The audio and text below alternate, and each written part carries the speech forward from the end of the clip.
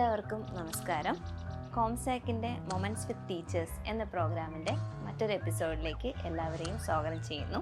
നമ്മുടെ കേരളത്തിൻ്റെ തന്നെ പ്രമുഖ ശാസ്ത്ര ലേഖകരിൽ ഒരാളായ professor doctor Achyut Shankar S Nair സാറാണ് നമ്മുടെ കൂടെ ഇന്നുള്ളത്. സാറിൻ്റെ അനുഭവങ്ങളും അധ്യാപന ജീവിതത്തിലെ നല്ല നിമിഷങ്ങളും നമ്മോടൊപ്പം പങ്കുവയ്ക്കാനായിട്ട് സാറ് കൂടെ ഉണ്ട്.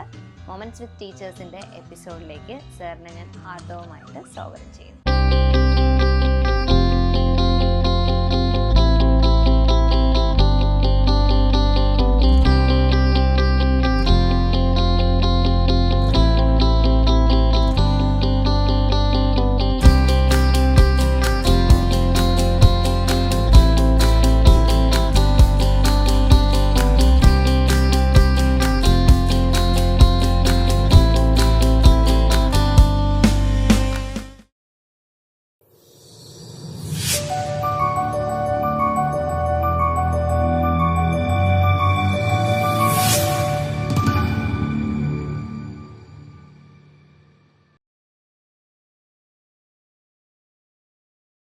നമസ്കാരം സർ.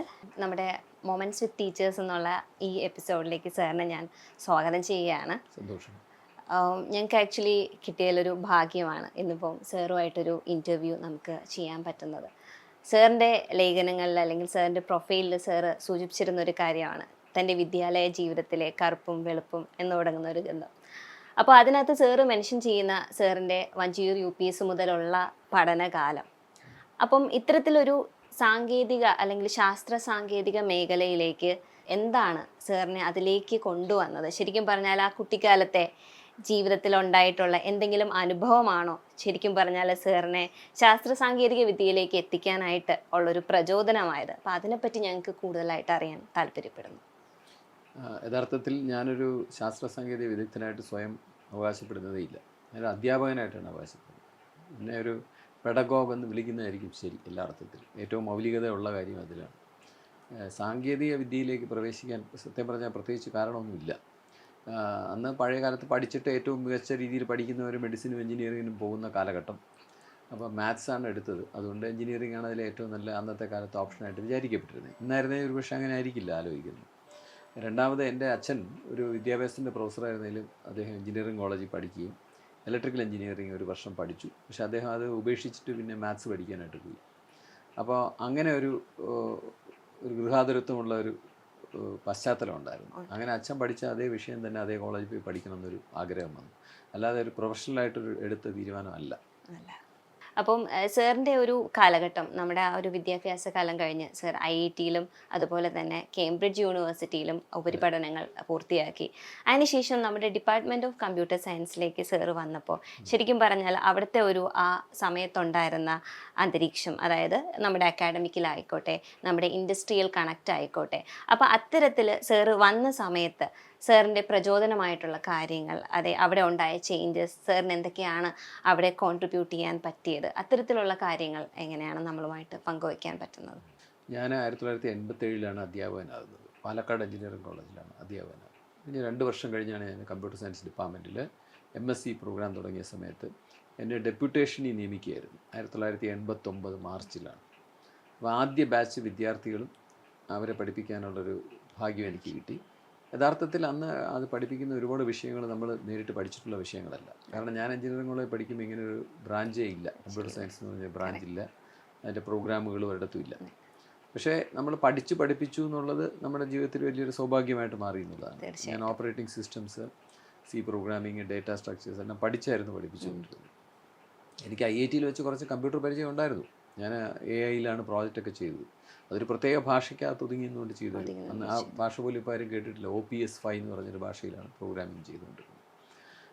പഠിപ്പിച്ച് തുടങ്ങിയ സമയത്ത് ഒരു വലിയ പ്രത്യേകത എന്ന് പറഞ്ഞാൽ അന്ന് നമ്മുടെ യൂണിക് സിസ്റ്റമാണ് ഉപയോഗിച്ചുകൊണ്ടിരുന്നത്. Time sharing unique system. ഒരു PC ഉണ്ടായിരുന്നു. അതെ. അപ്പോൾ കുട്ടികൾ ക്ലാസ് കഴിഞ്ഞിട്ടുള്ള സമയം അവർക്ക് കമ്പ്യൂട്ടറിൽ വർക്ക് ചെയ്യാനായിട്ട് ടൈം ഡിവൈഡ് ചെയ്ത് കൊടുത്തിരുന്നു. അത് കാരണം അവരെല്ലാം നല്ല പ്രോഗ്രാമേഴ്സ് ആയിരുന്നു. കാരണം അവർക്ക് അല്പസമയം കിട്ടുള്ളൂ എന്നുള്ളതുകൊണ്ട് അവർ മനസ്സുകൊണ്ട് പ്രോഗ്രാം ഓടിയാൽ ശരിയായിരിക്കുമോ എന്ന് നന്നായിട്ട് നോക്കിയിട്ടാണ് ലാബിലോട്ട് വരുന്നത്. എന്നെ സംബന്ധിച്ചിടത്തോളം ഏറ്റവും നല്ല ഓർമ്മ അതായിരുന്നു. പിന്നെ അന്ന് ഇൻഡസ്ട്രി കണക്ഷനോ അങ്ങനെയുള്ള കാര്യങ്ങളൊന്നും ചർച്ച ചെയ്യുന്നൊരു കാലഘട്ടമല്ല. അല്ലായിരുന്നു. വളരെ കുറച്ച് കമ്പ്യൂട്ടർ വിദഗ്ധരെ മാത്രമേ കേരളത്തിൽ അന്ന് ഉണ്ടായിരുന്നുള്ളൂ. അപ്പോൾ അവർക്ക് ജോലി കിട്ടാനായിട്ട് വളരെ എളുപ്പമായിരുന്നു എന്നുള്ളതാണ് അന്നത്തെ കാലത്തൊരു വലിയ പ്രത്യേകത. പിന്നെ ഒരു 2-3 കൊല്ലം കഴിയുമ്പോൾ ടെക്നോ പാർക്ക് വരികയും പിന്നെ ഒരു തൊഴിൽ സാധ്യത കൂടുതൽ വർദ്ധിക്കുകയൊക്കെ ചെയ്യും. അത്തരത്തിലിരിക്കുമ്പോൾ സെയിം നമുക്ക് എടുത്തു ചോദിക്കേണ്ട ഒരു കാര്യമാണ് ഡ്യുവൽ PhD. സാർ എഞ്ചിനീയറിങ്ങിലും മ്യൂസിക്കിലും ഡ്യുവൽ PhD വന്നിരിക്കുകയാണ്. അപ്പോൾ അത്തരത്തിൽ സാറിൻ്റെ പാഷനാണോ ശരിക്കും? എന്തുകൊണ്ടാണ് മ്യൂസിക്കിനോട്? ഇപ്പം എൻ്റെ കാര്യം പറയുവാണെങ്കിൽ നമുക്ക് ഒരു ഓപ്ഷൻ ഉണ്ടായിരുന്നു, ഒരു ഇലക്റ്റീവ് ചൂസ് ചെയ്യാനായിട്ട്. അപ്പം ഞാൻ എൻ്റെ ഒരു ഫേവറേറ്റ് ആയിട്ട് ചൂസ് ചെയ്ത മ്യൂസിക്കായിരുന്നു. നമുക്ക് മ്യൂസിക് ഡിപ്പാർട്ട്മെൻറ്റിൽ പോകാനും അവിടെ നമുക്ക് ഒരു എക്സ്പീരിയൻസ് ആയിരുന്നു, പുതിയൊരു കാര്യം പഠിക്കാനായിട്ട്. അപ്പോൾ ആ ഒരു പാഷൻ സൈഡ്, മ്യൂസിക്കിനോടുള്ള താല്പര്യം, അങ്ങനെയായിരുന്നു ഞാനത് ചൂസ് ചെയ്തത്. അപ്പം സാർ അതിലൊരു PhD എടുക്കുക എന്ന് പറയുമ്പം സാറിൻ്റെ ഒരു പാഷനായിരുന്നോ, സംഗീതത്തോടുള്ള ഇഷ്ടമായിരുന്നോ? അതുപോലെ സ്വാതിനിരുതാൾ എന്ന് പറയുന്ന പുസ്തകം സാറ് എഴുതിയിരിക്കുന്നു. അപ്പോൾ അതൊക്കെ ഒരു കണക്റ്റഡ് ആണോ? അതിനെപ്പറ്റി ഒന്ന്, കാരണം പലർക്കും അതിനെപ്പറ്റി അറിയാനായിട്ട് ആഗ്രഹം ഉണ്ടാവും. സംഗീതം ഇഷ്ടമില്ലാത്ത ആരാവുള്ളത്? അതെ, ഞാൻ ജീവിതത്തിൽ വളരെ ചുരുക്കം ആൾക്കാരെ കണ്ടിട്ടുള്ളൂ സംഗീതത്തിനോടൊരു നീരസം പ്രകടിപ്പിക്കുന്നു. കണ്ടിട്ടില്ല എന്ന് തന്നെ വേണേൽ പറയാം. തീർച്ചയായിട്ടും. നമ്മൾ പക്ഷേ ആ ഇഷ്ടങ്ങളെ എത്രമാത്രം മുന്നോട്ട് കൊണ്ടുപോകുന്നു എന്നുള്ളത് ഓരോരുത്തരിലും വ്യത്യാസമായിരുന്നു. എന്നെ സംബന്ധിച്ച് സ്കൂളിൽ പഠിക്കുമ്പോൾ സംഗീതം വലിയ ഇഷ്ടമായിരുന്നു. അച്ഛനൊരു സംഗീതജ്ഞനാണ്. ഞങ്ങളൊരു കലാ കുടുംബത്തിലുള്ളതാണ്. എൻ്റെ അച്ഛൻ്റെ സഹോദരനാണ് പത്മഭൂഷണൊക്കെ കിട്ടിയിട്ടുള്ള A. രാമചന്ദ്രൻ എന്ന് പറഞ്ഞുള്ള ആർട്ടിസ്റ്റ്, ഗായകനും കൂടെയാണ്. അച്ഛൻ ഗായകനാണ്. അമ്മൂമ്മമാരെല്ലാം വീണ വായിക്കുകയും ഹാർമോണിയം വായിക്കുകയും പാട്ട് പാടുകയും ഒരു സംഗീത പാരമ്പര്യമുള്ള ഒരു കുടുംബമായിരുന്നു. അപ്പോൾ അങ്ങനെ ആ പശ്ചാത്തലത്തിൽ നിന്നുകൊണ്ട് സംഗീതം നിരന്തരം സംഗീതത്തിന് നമ്മൾ അതിന് പുറകെ പൊയ്ക്കൊണ്ടിരുന്നു. പക്ഷേ ഒരു ഡിഗ്രി എടുക്കുക എന്നുള്ളത് ഒരു ആലോചനയിലുണ്ടായിരുന്ന കാര്യമല്ല. പക്ഷെ വളരെ പിന്നീട് ഈ സ്വാതിരുന്നാളിനെ കുറിച്ചിട്ടുള്ള താല്പര്യത്തിൽ അദ്ദേഹമായിട്ടുള്ള ബന്ധപ്പെട്ടുള്ള വിവാദങ്ങൾ വളരെ ഗൗരവത്തിൽ പഠിച്ചപ്പോൾ എനിക്ക് മനസ്സിലായി അതിനെപ്പറ്റി ഒന്നും ശാസ്ത്രം ഉപയോഗിച്ചിട്ടല്ല ആൾക്കാർ സംസാരിക്കുന്നത്, വൈകാരികമായിട്ടാണ് സംസാരിക്കുന്നത്. എൻ്റെ PhD-യിലെ ഒരു പ്രധാനപ്പെട്ട ഒരു ഭാഗം സംഗീതവുമായിട്ട് മാത്രം ബന്ധപ്പെട്ടല്ല, ആർട്ടിഫിഷ്യൽ ഇൻ്റലിജൻസ് ഉപയോഗിച്ചിട്ട് ചില കീർത്തനങ്ങളെ ആദർശിപ്പ് കണ്ടുപിടിക്കാനായിട്ട് ശ്രമം നടത്തിയിട്ടുണ്ട്. അതിന് ശേഷം അത് തുടർന്ന് ഞാൻ വാഗ്ഭടനെ കുറിച്ചിട്ടും അതിനായിട്ട് ബന്ധപ്പെട്ടൊരു ഇത് ചെയ്തിട്ടുണ്ട്. അപ്പോൾ സംഗീതം എന്ന് പറയുന്നത് നമുക്ക് വളരെ, കമ്പ്യൂട്ടർ സയൻസ് നമുക്ക് വേറെ ഒരു രീതിയിൽ, കമ്പ്യൂട്ടർ സയൻസും ബയോ ഇൻഫർമാറ്റിക്സും ഒക്കെ നമുക്ക് വേറൊരു രീതിയിൽ ആത്മസംതൃപ്തി തരുന്നതാണെങ്കിലും സംഗീതം തരുന്ന അനുഭൂതി ഈ ശാസ്ത്രത്തിന് തരാനാവില്ല. സന്തോഷവും നമ്മളിൽ ഉണർത്തുന്ന വളരെ ആഴത്തിലുള്ള ഒരു ഇമ്പാക്റ്റ് എന്ന് പറയുന്നത്, ആനന്ദവും ഒരു പൂർത്തീകരണം, അത് നമുക്ക് വേറെ ഒന്നിനും ലഭിക്കില്ല. പക്ഷെ PhD ആയിട്ട് പോയത് സത്യം പറഞ്ഞാൽ നമ്മൾ യൂണിവേഴ്സിറ്റി തന്നെ ഒരു അധ്യാപകനായിരുന്നുകൊണ്ട് ഇതിൻ്റെ നിയമങ്ങളും മറ്റു കാര്യങ്ങളും ഒക്കെ അറിയാമായിരുന്നുകൊണ്ടും മാത്രമല്ല, ഞാൻ ആദ്യം ഒരു കൗതുകത്തിൽ ഒന്ന് എൻട്രൻസ് പരീക്ഷ എഴുതി നോക്കാമെന്ന് കരുതി. അങ്ങനെ MA കുട്ടികളുടെ കൂടെ എൻട്രൻസ് പരീക്ഷ എഴുതി. 47 വിദ്യാർത്ഥികൾ ഉണ്ടായിരുന്നു എന്നാണ് എൻ്റെ ഓർമ്മ. അപ്പോൾ അതിൽ 3ാം റാങ്കിൽ ഞാൻ പാസ്സായി. അപ്പോൾ എനിക്ക് തോന്നി ഇത് എഴുതാൻ, ആ PhD-ക്ക് പോകാനായിട്ടുള്ള യോഗ്യത ഉണ്ടെന്ന് എനിക്ക് തന്നെ സ്വയം തോന്നി. പിന്നീട് ചില വിവാദങ്ങളൊക്കെ ഉണ്ടായെങ്കിലും അതുമായിട്ട് ബന്ധപ്പെട്ട് അതിനൊന്നും പ്രസക്തി ഇല്ലായിരുന്നു. കാരണം ഞാൻ ഈ എൻട്രൻസ് പരീക്ഷ എഴുതിയാണ് അതിന് പ്രവേശിച്ചത്. അപ്പോൾ നന്നായി PhD ചെയ്തു എന്നാണ് എൻ്റെ ഒരു തോന്നൽ. എൻ്റെ കമ്പ്യൂട്ടർ സയൻസ് ചെയ്ത PhD-യേക്കാളും വളരെ ഉയർന്ന നിലയിലാണ് PhD. അതിന് കിട്ടിയ സ്വീകാര്യതയും എൻ്റെ ഓപ്പൺ ഡിഫൻസ് ഏകദേശം 7000 പേര് യൂട്യൂബിൽ കണ്ടിട്ടുണ്ടായിരുന്നു. അപ്പോൾ അത് തന്നെ ഒരു വലിയ ബഹുമതിയായിട്ട് എനിക്ക് തോന്നുന്നു. തീർച്ചയായിട്ടും. എന്നെ മദ്രാസ് മ്യൂസിക് അക്കാഡമിയിലും മറ്റും വിളിച്ച് ഈ ഇതിനെ പറ്റിയുള്ള പ്രഭാഷണങ്ങൾ നടത്താൻ 2 തവണ മ്യൂസിക് അക്കാഡമി ക്ഷണിച്ചു. അപ്പോൾ അതെല്ലാം ആ രംഗത്തെ വലിയ നേട്ടങ്ങളായിട്ട്, വലിയ അംഗീകാരങ്ങളായിട്ട് ഞാൻ കാണുന്നു. പിന്നെ അതിനെല്ലാം പുറമെ ഞാനത് ആസ്വദിച്ചു, വളരെ സന്തോഷമായിട്ട് അത് ചെയ്തു എന്നുള്ളതാണ് പ്രധാനപ്പെട്ട കാര്യം. തീർച്ചയായിട്ടും വളരെ സന്തോഷം. കാരണം നമുക്ക് ഇത്തരത്തിലുള്ള ഒരു പ്രചോദനമാണ് ഇനി വരുന്ന തലമുറയ്ക്ക്, അല്ലെങ്കിൽ ഇപ്പോൾ ഉള്ള യുവാക്കൾക്കും യുവതലമുറയ്ക്ക് ശരിക്കും പറഞ്ഞാൽ വേണ്ടത്. അപ്പം ഇതിൽ നമുക്ക് സാറിൻ്റെ ഇപ്പോൾ കമ്പ്യൂട്ടർ സയൻസ് ഡിപ്പാർട്ട്മെൻറ്റിലെ ഒരു അനുഭവത്തിന് ശേഷം നമ്മുടെ യൂണിവേഴ്സിറ്റിയിൽ computational biology and bio informatics എന്ന് പറയുന്ന ശരിക്കും സ്ഥാപകനാണെന്ന് പറയാം സാർ അതിൻ്റെ. അപ്പം അത്തരത്തിലൊരു ഡിപ്പാർട്ട്മെൻറ്റ് ഇൻട്രൊഡ്യൂസ് ചെയ്തപ്പോൾ സാറിൻ്റെ ഒരു വിഷൻ ഉണ്ടായിരിക്കും, എന്തായിരിക്കും ഈ ഒരു ഡിപ്പാർട്ട്മെൻറ്റ്, അല്ലെങ്കിൽ ഇതുകൊണ്ട് ഞാൻ മുന്നോട്ട് കാണുന്നതും, അതും ഇപ്പോഴും അത്തരത്തിലുള്ള കാര്യങ്ങൾ അവിടെ നടക്കുന്നുണ്ട്, ഞാനത് ഉറപ്പ് വരുത്തിയിട്ടുണ്ട്. അപ്പം അങ്ങനെ എന്തെങ്കിലും ഒരു ആശയം മുന്നിൽ കണ്ടുകൊണ്ടാണോ സാർ അതിലേക്കൊരു പ്രവേശനം, അതിനെപ്പറ്റി കൂടുതൽ ആൾക്കാരിലേക്ക് എത്താനുണ്ട്? ഇപ്പോഴും സാറാണ് ശരിക്കും പറഞ്ഞാൽ അതിനൊരു ഫ്രണ്ട് ഫേസിൽ നിന്നുകൊണ്ട് നയിക്കുന്നത്. അപ്പം സാറിൻ്റെ കൂടെ ഉണ്ടായിരുന്ന ഗവേഷക കുട്ടികളായാൽ പോലും അതിനെങ്ങനെയാണ് സാർ നോക്കിക്കാണുന്നത്? ആ ഒരു ഡിപ്പാർട്ട്മെൻറ്റ് അനുഭവം ഒന്ന് ഷെയർ ചെയ്യുവാണെങ്കിൽ. എന്നെ സംബന്ധിച്ച് ഞാൻ വളരെ ചെറുപ്പത്തിൽ 35-36 വയസ്സുള്ളപ്പോൾ എന്നെ ഗവൺമെൻറ് എന്നെ സീഡിറ്റിൻ്റെ ഡയറക്ടറായിട്ട് നിയമിച്ചു. അപ്പോൾ എനിക്കൊരു ഭരണപരിചയവും ഒരു നമ്മുടെ ഇൻസ്റ്റിറ്റ്യൂഷൻ ബിൽഡിംഗ് എന്ന് പറയും അതുമായിട്ട് ബന്ധപ്പെട്ട് ചില കാഴ്ചപ്പാടുകളും പരിചയമുണ്ടായി. പക്ഷേ എനിക്ക് അധ്യാപനമായിരുന്നു എപ്പോഴും താല്പര്യം എന്നുള്ളതുകൊണ്ട് ഞാൻ 5 വർഷം ഇരിക്കുകയായിരുന്നു. പക്ഷേ 3 വർഷം പൂർത്തിയാക്കിയപ്പോൾ ഞാൻ തിരിച്ച് യൂണിവേഴ്സിറ്റിയിലോട്ട് വന്നു. വന്ന സമയത്ത് ഡോക്ടർ ഇക്ബാലായിരുന്നു വൈസ് ചാൻസലർ. ഡോക്ടറായിട്ടുള്ള ആളാണ്. അദ്ദേഹം ഒരു ഇൻ്റർ ഡിസിപ്ലിനറിയിലാണ്, അങ്ങനെയുള്ള കാര്യങ്ങളിൽ താല്പര്യമാണ്. അദ്ദേഹത്തിൻ്റെയും കൂടെ ഒരു സപ്പോർട്ടിലാണ് ഈ 3 വിഷയങ്ങളിലാണ് ഇൻ്റർ ഡിസിപ്ലിനറി വിഷയങ്ങളിൽ സെൻറ്റേഴ്സായിട്ട് തുടങ്ങി. പക്ഷേ ഈ ബയോ ഇൻഫർമാറ്റിക്സ് തുടങ്ങിയത് നന്നായി വളർന്ന് അത് ഡിപ്പാർട്ട്മെൻറ്റായിട്ട് മാറി. അപ്പോൾ അതിനെ നയിക്കാനൊരു ഭാഗ്യം നമുക്ക് ലഭിച്ചു. സർവകലാശാലയിൽ എല്ലാ യുവ അധ്യാപകർക്കും അവരുടേതായിട്ടൊരു മുദ്ര പതിപ്പിക്കണമെന്ന് ആഗ്രഹം കാണും. എനിക്കും ഉണ്ടായിരുന്നു. എനിക്ക് അതിന് ഭാഗ്യം ലഭിച്ചു. അതിനുള്ള ഒരുപാട് സൗകര്യങ്ങളും അതിനുള്ള സഹായവും ലഭിച്ചു ഡോക്ടർ ഇക്ബാലിനെ പോലുള്ളവരുടെയും. അങ്ങനെ സെൻറ്റർ സ്ഥാപിച്ചു, അത് വളർത്തിയെടുത്തു. പക്ഷെ എന്നെ സംബന്ധിച്ചൊരു പുതിയ വിഷയം എന്നുള്ളതിനേക്കാൾ കൂടുതൽ അവിടെ ഒരു സർവകലാശാല വകുപ്പിൻ്റെ ഒരു പ്രവർത്തന സംസ്കാരം, അത് പുറത്തു നോക്കിയാൽ കാണാനൊക്കെയോ ആർക്കും അറിയണമെന്നോ ഇല്ല. അതിനൊക്കെ കടന്നുപോയിട്ടുള്ളവർ മാത്രമേ അത് അറിയാനൊക്കെയുള്ളൂ. വളരെ സൂക്ഷ്മമായിട്ടുള്ള ഒരുപാട് കാര്യങ്ങൾ ചെയ്യുന്ന ഒരു ഡിപ്പാർട്ട്മെൻറ്റാണ്. ഒരുപക്ഷെ ഗൂഗിളിന് സമാനമായിട്ട് അത്രയും തന്നെ നൂതനമായിട്ടുള്ള കാര്യങ്ങൾ ചെയ്യുന്ന ഒരു ഡിപ്പാർട്ട്മെൻറ്റാണെന്ന് പറഞ്ഞാൽ പലരും ഇത് വിശ്വസിക്കില്ല. ചെറിയ ഉദാഹരണം പറയാം. ചായ കുടിക്കുന്നതിന് എല്ലാ ദിവസവും 11 മണിക്ക് ഡിപ്പാർട്ട്മെൻറ്റിൽ എല്ലാവരും ഒരുമിച്ച് ചായ കുടിക്കും. അതിൽ യാതൊരു ഏറ്റക്കുറച്ചിലില്ല. ഹെഡ് ഓഫ് ദി ഡിപ്പാർട്ട്മെൻറ്റാണോ പിയൂണാണോ. അതിന് പുറമെ ആ ചായ കുടിക്കൊരു വലിയ പ്രത്യേകത ഉള്ളതെന്ന് വെച്ച് കഴിഞ്ഞാൽ അത് ഒരു ദിവസം ഹെഡ് ഓഫ് ദി ഡിപ്പാർട്ട്മെൻറ്റിൻ്റെ മുറിയിലാണ്. അവിടെ എല്ലാവരും കൂടെ നിൽക്കാൻ സ്ഥലമില്ല ശരിക്കും. പക്ഷേ അവിടെ നിറഞ്ഞ് ഡിപ്പാർട്ട്മെൻറ്റ് മുഴുവൻ വന്ന് നിൽക്കുകയാണ്. അങ്ങനെ അതിനെ ഒരു അധികാരത്തിൻ്റെ സ്ഥലമെന്നുള്ള മാറ്റിയിട്ട് അത് നമ്മുടെ സ്ഥലമായിട്ട് അത് വേറൊരു ദിവസം അത് ലെക്ചറേഴ്സിൻ്റെ മുറിയിൽ, വേറൊരു ദിവസം ലൈബ്രറിയിൽ, വേറൊരു ദിവസം ഓഫീസിൽ. അപ്പോൾ ആ ഡിപ്പാർട്ട്മെൻറ്റിലെ ഓരോരോ മുറികളും അവിടുത്തെ കുട്ടികളെയും അധ്യാപകരെയും എല്ലാവരെയും കൊണ്ട് നിറയുന്ന ഒരു പ്രത്യേക സമ്പ്രദായം. ഗൂഗിളിൻ്റെ കാര്യം പറയാമെന്ന് വെച്ച് കഴിഞ്ഞാൽ ഗൂഗിളിൽ ഞാൻ പണ്ട് വായിച്ചിട്ടുണ്ട്. ഗൂഗിൾ CEO കാണണമെങ്കിൽ എൻ്റെ മുകളിലത്തെ നിലയിൽ പോയിട്ട് ഒരു ചറുക്കി ഇറങ്ങുന്ന ഒരു നഴ്സറിയിലെ പോലെ ചറുക്കി ഇറങ്ങുന്ന ഒരു ചറുക്കുണ്ട്. അതിൻ്റെ മുകളിൽ കയറി ഇരുന്നിട്ട് അദ്ദേഹത്തിന് മുമ്പ് വന്ന് വീഴുകയാണ്. അപ്പോൾ ഇതെല്ലാം വളരെ നൂതനമായ ആശയങ്ങളാണ്. കാരണം നമ്മുടെ ഒരു മേലധികാരി എന്ന് പറയുന്ന ആളെ കാണാൻ പോകുമ്പോൾ ഉണ്ടാകുന്ന പിരിമുറുക്കം എല്ലാം മാറിയിട്ട് പെട്ടെന്ന് 2 മനുഷ്യരായിട്ട് മാറുന്നു എന്നുള്ളതാണ്. ഇത്തരത്തിൽ അതുപോലെ ലൈബ്രറിക്കകത്ത് പുസ്തകം എടുക്കുന്നവർക്കല്ല ഫൈൻ, പുസ്തകം എടുക്കാത്തവർക്കാണ് ഫൈൻ. പുസ്തകം എടുത്ത് ഒരുപാട് കാലം കൈ വെച്ചിരിക്കുന്നവർക്ക് ഫൈൻ കൊടുക്കുന്നത് നമ്മൾ കേട്ടിട്ടുള്ളൂ. പക്ഷെ നമ്മുടെ ലൈബ്രറിയിൽ ഇന്നേ ദിവസം കയ്യിൽ ഒരു പുസ്തകം ഇല്ലെങ്കിൽ നിങ്ങൾ 1 രൂപ ഫൈൻ കൊടുക്കണം. അത്തരത്തിലുള്ള അനേകം നൂതനമായിട്ടുള്ള കാര്യങ്ങൾ. ഡിപ്പാർട്ട്മെൻറ്റിനകത്ത് കയറുമ്പോൾ പോർട്ടിക്കോയിൽ ഇടതും വലതുമായിട്ട് കുട്ടികളുടെ പോസ്റ്ററാണ് ഇട്ടിരിക്കുന്നത്. കുട്ടികൾക്ക് എവരിബഡി ഹാസ് എ മെസ്സേജ് എന്നുള്ളൊരു ചിന്തയിൽ കുട്ടികൾ അവരുടെ സന്ദേശം പറഞ്ഞുകൊണ്ടുള്ള വളരെ നന്നായിട്ട് ഡിസൈൻ ചെയ്തിട്ടുള്ള 10-20 പോസ്റ്ററുകളാണ് ഇട്ടിരിക്കുന്നത്.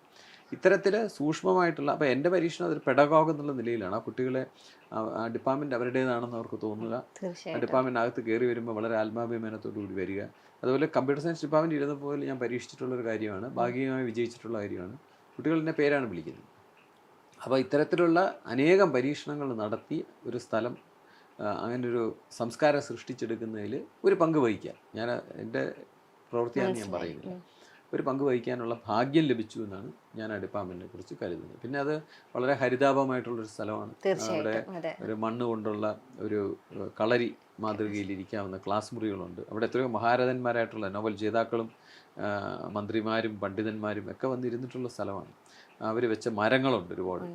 അങ്ങനെയുള്ള ഒരു പ്രത്യേക ഒരു എക്കോ സിസ്റ്റം ക്രിയേറ്റ് ചെയ്യാനായിട്ടുള്ള ഭാഗ്യം ലഭിച്ചു എന്നുള്ളതാണ്. വളരെ സന്തോഷമുള്ള കാര്യമാണ്. കാരണം ഇത്തരത്തിലുള്ള എന്താ പറയുക മാറ്റങ്ങളാണ് ശരിക്കും പറഞ്ഞാൽ നമുക്ക് വേണ്ടത്. പുതിയ തലമുറയ്ക്ക് ശരിക്കും പറഞ്ഞാൽ വാർത്തെടുക്കാൻ പറ്റുന്ന രീതിയിൽ ഇങ്ങനെയുള്ള ചേഞ്ചസ്, പലരും മടിച്ചു നിൽക്കുന്ന കാര്യങ്ങൾ. താങ്കൾ പറഞ്ഞതിൽ ആ വാക്ക് ഞാൻ ഉപയോഗിക്കാറില്ല, വാർക്കുക എന്നുള്ളത്. പകരം ഞാൻ പറയുന്നത് അവരെ ഉണർത്തുക എന്നുള്ളതാണ്. അല്ലെങ്കിൽ അവരുടെ സ്വയം പ്രഭ തിരിച്ചറിയുക, അല്ലെങ്കിൽ അവരെ പുഷ്പിക്കുക, അല്ലെങ്കിൽ അവര് പഴങ്ങളുണ്ടാകും എന്നാണ് ഞാൻ കരുതുന്നത്. തീർച്ചയായിട്ടും ഞാൻ യോജിക്കുന്നു സാറിന്റെ ഇതിനോട്, തീർച്ചയായിട്ടും. പിന്നെ നമുക്ക് ഈ പറഞ്ഞു വന്നപ്പോൾ സാറ് പറഞ്ഞു ഒരു ലൈബ്രറി, ഒരു പുസ്തകം. സാറിന്റെ പുസ്തകങ്ങളിലേക്ക് വരുവാണെങ്കിൽ സാറ് മലയാളത്തിലും അതുപോലെ തന്നെ മറ്റ് ലാംഗ്വേജുകളിലും പുസ്തകങ്ങൾ എഴുതിയിട്ടുണ്ട്. മലയാളത്തിലേക്ക് വരുമ്പം സാർ ഒട്ടനവധി കോൺട്രിബ്യൂഷൻസ് ചെയ്തിട്ടുണ്ട്. തരിപ്പെന്ന് പറയുന്ന പുസ്തകമായാലും അതുകൂടാതെ മറ്റ് പുസ്തകങ്ങൾ. അപ്പം അതിനെപ്പറ്റി സാറിനൊന്ന് മലയാളം, അതായത് ടെക്നോളജി പരമായിട്ടുള്ള വിഷയങ്ങളെ മലയാളത്തിൽ പ്രസിദ്ധീകരിക്കപ്പെടുന്ന ആ ഒരാശയം തീർച്ചയായിട്ടും മറ്റുള്ളവർക്കത് ഒരുപാടധികം സഹായം ചെയ്തിട്ടുണ്ട്. അപ്പോൾ അതേപ്പറ്റി സാർ ഒന്ന് സംസാരിക്കുകയാണ്. കാരണം പലരും അതറിയാൻ ആഗ്രഹിക്കുന്ന ചോദ്യമായിരിക്കും. എന്നെ സംബന്ധിച്ച് ഞാൻ കമ്പ്യൂട്ടർ സയൻസ് ഡിപ്പാർട്ട്മെൻറ്റിൽ പ്രവർത്തിച്ചുകൊണ്ടിരുന്നപ്പോഴേ നമ്മുടെ ജീവിതത്തിൽ ചില ആൾക്കാരെ കാണുമ്പോൾ നമ്മളെ ജീവിതം ഒരുപാട് മുന്നോട്ട് പോയിട്ട് തിരിഞ്ഞു നോക്കുമ്പോൾ നമുക്ക് മനസ്സിലാവും. അവരെ 5 മിനിറ്റോ 10 മിനിറ്റോ ആയിരിക്കും കണ്ടത്, പക്ഷെ അതാണ് നമ്മുടെ ജീവിതത്തെ സ്വാധീനിച്ചതെന്ന് നമുക്ക് തോന്നും. അങ്ങനെ ഒരാളാണ് PT ഭാസ്കർ പണിക്കർ. ശാസ്ത്രാർത്ഥ പരിഷത്തിൻ്റെയൊക്കെ ആളായിരുന്ന അദ്ദേഹം പിന്നെ അതുപോലെ ഡോക്ടർ ശകുന്തള എസ് പിള്ള, ഇവർ രണ്ടുപേരുമാണ്, അത് എഞ്ചിനീയറിംഗ് കോളേജിലെ പ്രൊഫസറായിരുന്നു. ഇവർ രണ്ടുപേരും എൻ്റെ അടുത്ത് പറഞ്ഞു, ഇങ്ങനെ യൂണിവേഴ്സിറ്റിക്കകത്ത് പഠിപ്പിച്ചുകൊണ്ടിരുന്നാൽ പോരാ, സാധാരണ ആൾക്കാരുടെ അടുത്ത് പോയി ശാസ്ത്രവും സാങ്കേതികവിദ്യയും പറയാൻ സാധിക്കണം എന്ന് പറഞ്ഞ് അവരുടെ പ്രോത്സാഹനത്തിൽ, അവർ പ്രോത്സാഹിപ്പിക്കുക മാത്രമല്ല, അവർ അന്നത്തെ ഭാഷാ ഇൻസ്റ്റിറ്റ്യൂട്ടിലെ എഡിറ്റേഴ്സിനെ പരിചയപ്പെടുത്തി തന്നു. ശ്രീകുമാർ എന്ന് പറഞ്ഞ എൻ്റെ എഡിറ്റർ, അദ്ദേഹമായിട്ട് ചേർന്ന് ഞാൻ ആദ്യം ഇലക്ട്രോണിക്സ് അടിസ്ഥാന തത്വങ്ങൾ എന്ന് പറഞ്ഞൊരു പുസ്തകം ഈ കമ്പ്യൂട്ടർ സയൻസ് ഡിപ്പാർട്ട്മെൻറ്റ് ഞാൻ ലെക്ചറായിരിക്കുമ്പോൾ എഴുതിയത്. അതെനിക്ക് വലിയ അംഗീകാരം തന്നു. ഒരുപാട് ആൾക്കാർ ആ പുസ്തകത്തിനെ പിന്നെ ഏറ്റെടുക്കാൻ, ഒരുപാട് പഠിച്ചവർ, നമ്മൾ ബസ്സിൽ യാത്ര ചെയ്യുമ്പോൾ ആൾക്കാർ വന്ന് അതിനെപ്പറ്റി ചോദിക്കുന്നു. അപ്പോൾ അതൊരു വലിയ മോട്ടിവേഷനായി. പിന്നീട് 1995 കമ്പ്യൂട്ടർ സയൻസ് വിഭാഗത്തിൽ ഞാൻ സ്ഥിരമായിട്ട് ജോലിയായപ്പോൾ ഞാൻ ഭാഷാ ഇൻസ്റ്റിറ്റ്യൂട്ടും ഈ ഡിപ്പാർട്ട്മെൻറ്റും ചേർന്നൊരു MOU സൈൻ ചെയ്യുന്നതിന് നേതൃത്വം കൊടുത്തു. അങ്ങനെ അതിൻ്റെ ഭാഗമായിട്ട് എല്ലാ വർഷവും ഒരു പുസ്തകം ഇത് ഇറക്കുമായിരുന്നു മലയാളത്തിൽ. അങ്ങനെ ഇൻ്റർനെറ്റ് പ്രചാരത്തിൽ വന്ന സമയത്ത് ഏറ്റവും ആദ്യം മലയാളത്തിൽ വന്ന പുസ്തകം എൻ്റെ പുസ്തകമാണ്. ഇൻ്റർനെറ്റ് എന്നാണ് ബുക്കിൻ്റെ പേര്. അതിൽ ഇൻ്റർനെറ്റിൻ്റെ സ്ഥാപകനായിട്ടുള്ള, അല്ലെങ്കിൽ അതിൻ്റെ ഫാദർ നമ്മൾ വിളിക്കുന്ന വിൻഡ്സർഫ്, അദ്ദേഹം എനിക്കൊരു മെയിൽ അയച്ചു. ഈ മെയിൽ അതിനകത്ത് കൊടുത്തിട്ടുണ്ട്. ഈ പുസ്തകത്തിലേക്ക് വേണ്ടി ഒരു മെയിൽ അയച്ചു അദ്ദേഹം. അങ്ങനെ ആ പുസ്തകത്തിന് ശേഷം നിരന്തരം പുസ്തകങ്ങളുണ്ടായി. അതിൽ ജാവ, C പ്രോഗ്രാമിംഗ്, ബേസിക്, ഇതെല്ലാം പുസ്തകങ്ങൾ മലയാളത്തിൽ എഴുതി. യഥാർത്ഥത്തിൽ അത് മലയാളത്തിൽ എഴുതുമ്പോഴാണ് അത് പഠിപ്പിക്കുന്നതിനെക്കുറിച്ച് നമുക്കൊരു ആഴത്തിലൊരു ചിന്ത ഉണ്ടാകും. പിന്നെ വളരെ വ്യത്യസ്തമായ ചിന്ത, ഇംഗ്ലീഷ് ചിന്തിക്കുമ്പോഴുള്ള ചിന്തയല്ല, മനോഹരം, കുറച്ചും കൂടെ അത് ഹൃദയസ്പർശിയായിട്ട് ചെയ്യാനായിട്ട് സാധിച്ചു. പിന്നെ ഒരു വലിയ വഴിത്തിരിവ് ഉണ്ടായെന്ന് വെച്ചാൽ 1997-98 ആ സമയത്ത് സർക്കാർ ഒരു കമ്പ്യൂട്ടർ സാക്ഷരത പ്രൊമോട്ട് ചെയ്യാനായിട്ട് ഒരു സംവിധാനമാണ്. അപ്പോൾ എന്നോടൊരു പുസ്തകം എഴുതാൻ ആവശ്യപ്പെട്ടു. അങ്ങനെ ഞാൻ കമ്പ്യൂട്ടർ പരിചയവും പ്രയോഗവും എന്ന് പറഞ്ഞൊരു പുസ്തകം എഴുതി. ആ പുസ്തകം ഇന്ന് 25 വർഷം കഴിഞ്ഞു, ഇപ്പോഴും പ്രിൻ്റ് ചെയ്തുകൊണ്ടിരിക്കുക. യഥാർത്ഥത്തിൽ അത് പ്രിൻ്റ് ചെയ്യേണ്ടതാണ് എൻ്റെ അഭിപ്രായം. കാരണം അതിൽ ഒരുപാട് കാര്യങ്ങൾ അപ്രസക്തമായി കഴിഞ്ഞു. പക്ഷേ അത്തരത്തിലൊരു പുസ്തകം വേറെ ഇല്ലാത്തതുകൊണ്ടായിരിക്കാം ഗവൺമെൻറ് ഇപ്പോഴും അത് പ്രിൻ്റ് ചെയ്യുന്നു. എനിക്ക് ഒരുപാട് സാമ്പത്തികമായിട്ടുള്ള നേട്ടം ആ പുസ്തകം തരികയും ചെയ്തു. അപ്പോൾ അങ്ങനെ എഴുതുന്ന ഒരു പ്രൊഫഷനാണ് എന്ന് പലരും തിരിച്ചറിഞ്ഞിട്ടില്ല. പ്രത്യേകിച്ച് സയൻസ് ആൻഡ് ടെക്നോളജിയിൽ നമുക്ക് എഴുതാമെങ്കിൽ, അത് ഇംഗ്ലീഷിലാണെങ്കിലും ശരി, മലയാളത്തിൽ പ്രത്യേകിച്ച് അതിന് ഒരുപാട് വായനക്കാരുണ്ടാവും, അതിന് ഒരുപാട് സാധ്യതയുണ്ട്. അപ്പോൾ എന്നെ കേൾക്കുന്ന ചെറുപ്പക്കാരൊക്കെ ഒന്ന് ശ്രദ്ധിക്കട്ടെ എന്ന് വെച്ച് പറഞ്ഞു. തീർച്ചയായിട്ടും നല്ലൊരു എന്താ പറയുക ആശയമാണ് സാർ ഇപ്പോൾ പങ്കുവച്ചിരിക്കുന്നത്. നമ്മുടെ പുതിയ, ഞാൻ എപ്പോഴും പുതിയ തലമുറ എന്ന് ഉദ്ദേശിക്കുന്നത്, കാരണം നമ്മൾ യങ്സ്റ്റേഴ്സ് അറിഞ്ഞിരിക്കേണ്ട കുറേ കാര്യങ്ങളാണ്. ഇന്ന് നമ്മളിപ്പം ആർട്ടിഫിഷ്യൽ ഇൻ്റലിജൻസിനെ പറ്റി സംസാരിക്കുന്നുണ്ട്, പുതിയ ടെക്നോളജീസിനെ പറ്റി സംസാരിക്കുന്നുണ്ട്, ഡിജിറ്റൽ ട്യൂൺ, അങ്ങനെ പുതിയ പുതിയ ടെക്നോളജീസ് വളർന്നുകൊണ്ടിരിക്കുകയാണ്. ഈ സമയത്ത് നമുക്ക് ഇപ്പോൾ ഒരു റൈറ്റ് കരിയർ ചൂസ് ചെയ്യുക, അതായത് തൻ്റെ പഠനകാലത്തിന് ശേഷം റൈറ്റ് കരിയർ ചൂസ് ചെയ്യുക, അങ്ങനെ ഒരു ചില ആൾക്കാർ ഇപ്പോഴും സ്റ്റക്കായിട്ട് നിൽക്കുന്നവരുണ്ട്. പല കോച്ചിങ്ങിലും ക്ലാസ്സുകളിലും പോയിട്ടും അവരുടെ കഴിവുകൾ ഏതിലേക്കാണ് ഫോക്കസ് ചെയ്യേണ്ടത്? ഇപ്പോൾ ടെക്നോളജി ആണെങ്കിൽ ടെക്നോളജി, കലയാണെങ്കിൽ കലയിലേക്ക്. അപ്പോൾ അത്തരത്തിൽ ബുദ്ധിമുട്ടി നിൽക്കുന്ന കുട്ടികളോട് അല്ലെങ്കിൽ വരുന്ന തലമുറയോട് സാറിന് എന്താണ് പറയാനുള്ളത്? എനിക്ക് തോന്നുന്നു ഒരു കരിയർ ചോയ്സ് എന്ന് പറയുന്ന ഒരു വളരെ വേദനാജനകമായിട്ടുള്ളൊരു കാര്യമാണ് പലർക്കും. തീർച്ചയായിട്ടും അത് എനിക്ക് തോന്നുന്നു വിവാഹം കഴിക്കുന്നതുമായിട്ട് സമയം ഉള്ള ഒരു കാര്യമാണ് എനിക്ക് തോന്നുന്നത്. ആ തീരുമാനം എടുക്കുന്നത് വളരെ ബുദ്ധിമുട്ടുള്ള ഒരു കാര്യമാണ്. നമുക്ക് പല രീതി, പല താരതമ്യങ്ങൾ തോന്നി, എന്നാൽ ആ താരതമ്യങ്ങൾ നമുക്ക് പറയാൻ സാധിക്കാതിരിക്കുകയൊക്കെ ചെയ്യുന്ന രീതിയിലാണ് നമ്മൾ ഒരു പാർട്ട്ണറെ തിരഞ്ഞെടുക്കുന്നത്. അതുപോലെ ജോലിയുടെ കാര്യത്തിൽ ഒരു കൂടുതൽ ഈ വിവാഹം പോലെ തന്നെ നമുക്കൊരു കാര്യം എല്ലാം ഒത്തുവന്നൊരു കാര്യം ആഗ്രഹിച്ചു, പക്ഷെ നമുക്കത് കിട്ടുന്നില്ല എന്നുള്ളൊരു വിഷയം കൂടെ ഇതിനകത്ത്. അതുപോലെയാണത്. ഞാനത് കരുതുന്നതെന്ന് വെച്ച് കഴിഞ്ഞാൽ, ഇതിൽ നിങ്ങളെ വഴിതെറ്റിക്കാവുന്ന ഒരു വലിയ കാര്യമാണ് പിയർ പ്രഷർ. നമ്മുടെ കൂടെയുള്ളവരെല്ലാം ഇനി AI പഠിച്ചാൽ മതി എന്ന് തീരുമാനിക്കുന്നതുകൊണ്ട് നമുക്കത് പഠിക്കേണ്ടി വരികയും അല്ലെങ്കിൽ പഠിക്കണം തോന്നുന്ന ഒരവസ്ഥയാണ്. അതിനെ ഒരു പ്രായം കഴിഞ്ഞാൽ, ഒരു +2 കഴിഞ്ഞിട്ടുള്ള തുടക്കത്തിലുള്ളൊരു കാലഘട്ടത്തിൽ അത് പിടിച്ച് നിർത്താൻ വളരെ ബുദ്ധിമുട്ടാണ്. പക്ഷേ ഒരു മാസ്റ്റേഴ്സ് കഴിഞ്ഞൊരു വിദ്യാർത്ഥിക്ക് തീർച്ചയായിട്ടും പിയർ പ്രഷറിനെ മറികടക്കാൻ സാധിക്കണം. അവർ സ്വയം തീരുമാനം എടുക്കണം. അപ്പോൾ ആ തീരുമാനത്തിൽ നമ്മുടെ ആറ്റിറ്റ്യൂഡ് ആൻഡ് സ്കിൽസ് എന്താണ്, നമ്മളെ ജീവിതത്തിനെ പറ്റിയുള്ള വീക്ഷണം എന്താണ്. ഇപ്പോൾ എല്ലാവരും കാനഡയ്ക്ക് പോകുന്നു, അതുകൊണ്ട് ഞാനും പോകാൻ തോന്നി. അപ്പോൾ അവിടെ നമ്മൾ ആലോചിക്കേണ്ടത് എൻ്റെ ജീവിത വീക്ഷണം എന്താണ്, അതിൽ ഈ കാനഡ എങ്ങനെ വന്ന് ചേരും, അങ്ങനെയുള്ള ചിന്ത മാസ്റ്റേഴ്സ് കഴിഞ്ഞ വിദ്യാർത്ഥികൾക്ക് ഉണ്ടാകണം. 2, ഇപ്പം പാട്ടിനെ കുറിച്ച് പറഞ്ഞു. ഞാൻ കരുതുന്നു, എൻ്റെ അടുത്ത് ഞാൻ +2 കഴിഞ്ഞപ്പോൾ പാട്ട് പഠിക്കാൻ പോകണമെന്ന് പറഞ്ഞപ്പോൾ അച്ഛൻ പറഞ്ഞു, പാട്ട് പഠിച്ചു കഴിഞ്ഞാൽ അത് വെച്ചിട്ട് കരിയർ ഉണ്ടാകും എന്നുള്ളതിന് വലിയ റിസ്ക്കാണ്. കാരണം അങ്ങനെ ഇന്ന ഡിഗ്രി എടുത്ത് ഉടനെ തന്നെ നമുക്ക് ആ കരിയറിലോട്ട് പ്രവേശിക്കാൻ പറ്റില്ല. കാരണം if you want to get a break, അത് ചിലപ്പം കിട്ടിയെന്ന് വരില്ല, ഒന്നും ആകാതെ പോയെന്ന് വരാം. അപ്പോൾ അതുകൊണ്ട് അതൊരു കരിയറായിട്ട് ചൂസ് ചെയ്യാൻ അച്ഛൻ എന്നെ നിരുത്സാഹപ്പെടുത്തി. പക്ഷേ പിന്നീട് എനിക്ക് ഒരു ഫിനാൻഷ്യൽ സ്റ്റെബിലിറ്റി വന്നപ്പോഴത്തേക്ക് ഞാൻ പാട്ട് പഠിച്ചു, ഞാൻ കച്ചേരി നടത്തി, ഞാൻ PhD എടുത്തു. അപ്പം നമുക്ക് ഈ ജീവിതം ഇവിടെ കൊണ്ട് തീരുന്നില്ല. ഈ മാസ്റ്റേഴ്സ് കഴിഞ്ഞ് ഒരു ജോലിക്ക് തിരിഞ്ഞോടുകൂടി നമ്മൾ അതിൽ ജീവിതകാലം മുഴുവൻ അകപ്പെട്ടു എന്ന് കരുതുന്നതിൽ യാതൊരു കാര്യമില്ല. അപ്പോൾ ഞാൻ തന്നെ എന്നെ ഉദാഹരണമായിട്ട് പറഞ്ഞാൽ ഇലക്ട്രിക്കൽ എഞ്ചിനീയറിംഗ് പഠിച്ചു. അതിൽ തന്നെ പവർ സിസ്റ്റംസ് എന്ന് പറഞ്ഞൊരു ഏരിയയിൽ സ്പെഷ്യലൈസ് ചെയ്തു. അത് കഴിഞ്ഞിട്ട് കമ്പ്യൂട്ടർ സയൻസ് പഠിച്ചു. അത് കഴിഞ്ഞിട്ട് ബയോ ഇൻഫർമാറ്റിക്സ് ആണ് പഠിപ്പിച്ചത്. അതിലാണ് ഗവേഷണം ചെയ്തത്. അത് കഴിഞ്ഞ് മ്യൂസിക്കിൽ PhD എടുത്തു. അപ്പോൾ ഇതൊന്നും നമുക്ക് ഈ കേരളം പോലുള്ള കുറച്ച് അക്കാഡമിക് രംഗത്തൊക്കെ വളരെ യാഥാസ്ഥികമായിട്ടുള്ള സംവിധാനങ്ങളുള്ള സ്ഥലത്തിരുന്നുകൊണ്ട് എനിക്കിത് ചെയ്യാമെങ്കിൽ എന്തുകൊണ്ട് ലോകത്ത് മറ്റു സ്ഥലങ്ങളിലൊക്കെ പോകുന്നവർ പ്രത്യേകം ആലോചിക്കും. അവിടെ നിന്ന് ഇതിന് യാതൊരു വിധത്തിലുള്ള പരിമിതികളുമില്ല. നമുക്ക് ഇഷ്ടംപോലെ ഇങ്ങനെയുള്ള കാര്യങ്ങളൊക്കെ ചെയ്യാം.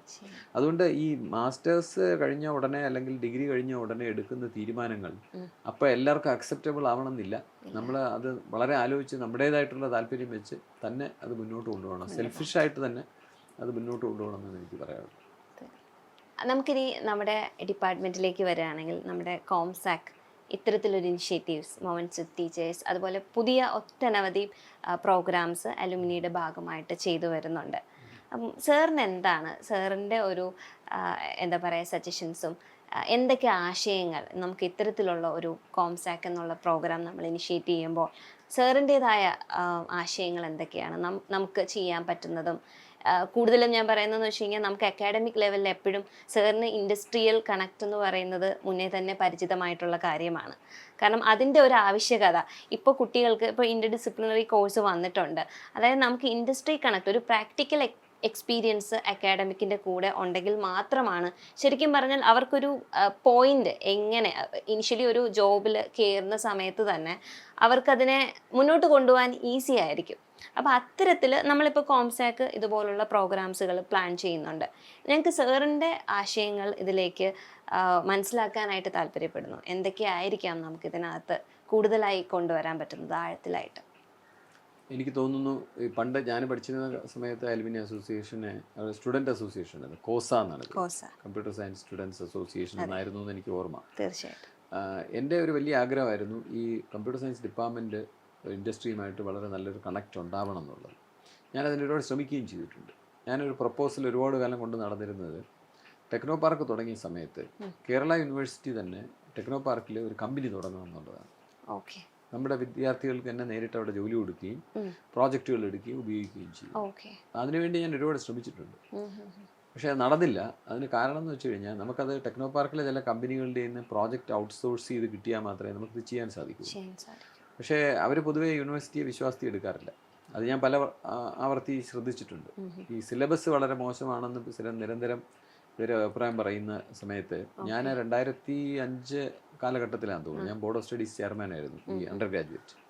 അപ്പോൾ ഞാൻ സിലബസ് അന്നത്തെ കാലത്ത് ഔട്ട്കം ബേസ്ഡ് എഡ്യൂക്കേഷൻ്റെ സ്റ്റൈലിൽ അത് പുതുക്കി വലിയൊരു പുസ്തകം 100-200 പേജുള്ളൊരു പുസ്തകം ഉണ്ടാക്കി. എന്നിട്ട് അത് വൈസ് ചാൻസലറെ കൊണ്ട് കവർ ലെറ്ററോടുകൂടി ടെക്നോ പാർക്കിൽ 10-50 കമ്പനികൾക്ക് അയച്ചു കൊടുത്തു.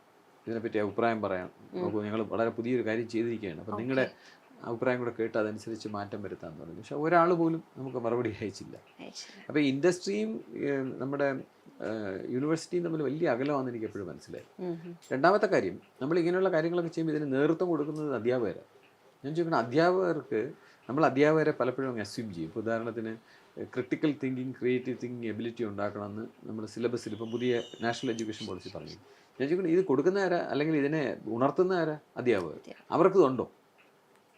അപ്പോൾ ഇൻഡസ്ട്രിയോടുള്ള ആറ്റിറ്റ്യൂഡ് ഇപ്പോൾ എൻ്റെ അടുത്ത് ചോദിച്ചു കഴിഞ്ഞാൽ ഞാൻ പറയും, ഞാൻ വളരെ ഫ്രാങ്കായിട്ട് പറയുകയാണ്, ഞാൻ വളർന്നു വന്ന കാലത്ത് നമ്മൾ മനസ്സിലാക്കിയിരിക്കണമെന്ന് വെച്ച് കഴിഞ്ഞാൽ ബിസിനസ് ചെയ്യുന്ന പാപമാണെന്ന്, ലാഭം ഉണ്ടാക്കുക ബിസിനസ് ചെയ്യുക എന്ന് പറഞ്ഞാൽ പാപമാണെന്നാണ്. അതാണ് കേരളത്തിലെ ഒരു പൊതുധാരണ എൻ്റെ തലമുറയിലുള്ള ആൾക്കാരുടെ. അപ്പം ഞാനെങ്ങനെ ഈ വിദ്യാർത്ഥിയെ എൻ്റർപ്രീനർഷിപ്പിലോട്ട് കൈപിടിച്ച് ഉയർത്തും? അങ്ങനെ ഒരു ചോദ്യമുണ്ട്. അപ്പോൾ എനിക്ക് തോന്നുന്നു അധ്യാപകർ ഈ വിഷയത്തിൽ വളരെ സ്വയം വിമർശനത്തോടു കൂടി നോക്കിയാൽ മാത്രമേ ഇതിനൊക്കെ മാറ്റം ഉണ്ടാവുള്ളൂ. എനിക്കും പഠിക്കാനുണ്ട്, ഞാനും മാറ്റം വരുത്തിയാൽ മാത്രമേ വിദ്യാർത്ഥികളെ പ്രോത്സാഹിപ്പിക്കാനുള്ളൂ. അതിന് എനിക്ക് തോന്നിയിട്ടുള്ളത് യൂണിവേഴ്സിറ്റി തന്നെ ഒരു സംവിധാനം ചെയ്യണം. ഇതുപോലുള്ള വിഷയങ്ങളിൽ കമ്പ്യൂട്ടർ സയൻസ്, ഇലക്ട്രോണിക്സ് പോലുള്ള വിഷയത്തിൽ പ്രവർത്തിക്കുന്ന അധ്യാപകർ ഒരു വർഷം ഇൻഡസ്ട്രിയിൽ പോയി പ്രവർത്തിച്ചിട്ട് വരണം. എന്നാൽ മാത്രമേ അവർക്ക് അതിനെപ്പറ്റി ഒരു കാഴ്ചപ്പാടുണ്ടായിട്ട് വിദ്യാർത്ഥികളെടുത്ത് പറയുള്ളൂ. അല്ല പുസ്തകം നോക്കിയിട്ട് നമ്മൾ അക്കാഡമിക്സിൽ മാത്രം വരുന്ന ഒരാൾ പുസ്തകം നോക്കി ഇൻഡസ്ട്രിയെക്കുറിച്ച് കുട്ടിയെ പഠിപ്പിച്ചു കൊടുക്കാനോ മോട്ടിവേറ്റ് ചെയ്യാനോ ഒക്കില്ല എന്നാണ് എനിക്ക് തോന്നുന്നത്. അതാണ് ഒരു കാര്യം. രണ്ടാമത് ഈ അലുമിനിക്ക് ഒരുപാട് കാര്യം ഇത് ചെയ്യാനോ. What is missing in the department? Alumni ഒരുപാട് പേര് കമ്പനികളിൽ ജോലി ചെയ്യുന്നവർ, എൻ്റർപ്രീനർഷിപ്പ് ചെയ്തിട്ടുള്ളവർ, അവർക്ക് മെൻറ്റേഴ്സായിട്ട് ഈ കുട്ടികളെ ഒരുപാട് സഹായിക്കാനുണ്ട്. ഞാൻ ബയോ ഇൻഫർമാറ്റിക്സിനകത്ത് അങ്ങനെ ഒരു മെൻറ്ററിങ് സ്കീം ഉണ്ടായിരുന്നു, എക്സ്റ്റേണൽ മെൻറ്ററിങ് സ്കീം. ഓരോ കുട്ടിക്കും ഒരു എക്സ്റ്റേണൽ മെൻറ്റർ കൊടുത്തിട്ടുണ്ട്. അത് അലുമിനി തന്നെ ആവണമെന്നില്ല. സംബഡി നോക്കൂ, ഒരുപാട് ആൾക്കാർ അവർ ബോറടിച്ചിരിക്കുന്നവരുണ്ട്, അവർക്ക് ഒരുപാട് പേരെടുത്ത് സംസാരിക്കാൻ ഇഷ്ടമുള്ളവരുണ്ട്, അവർക്ക് അതിനുള്ള അവസരങ്ങളില്ലാത്തവരുണ്ട്. അങ്ങനെയുള്ളവരെ കണ്ടുപിടിച്ച് നമ്മളൊരു വിദ്യാർത്ഥികളുമായിട്ട് ഒരു വേറൊരു ഏജ് ഗ്രൂപ്പിലുള്ളവരാകുമ്പോൾ നമ്മൾ കരുതുന്ന പോലെയല്ല, അവിടെ വേറൊരു വ്യത്യസ്തമായ വിദ്യാഭ്യാസം നടക്കും. അപ്പോൾ അങ്ങനെ ആൾക്കാരുമായിട്ട് കണക്ട് ചെയ്ത് കൊടുത്തിട്ട് മെൻറ്ററിങ്.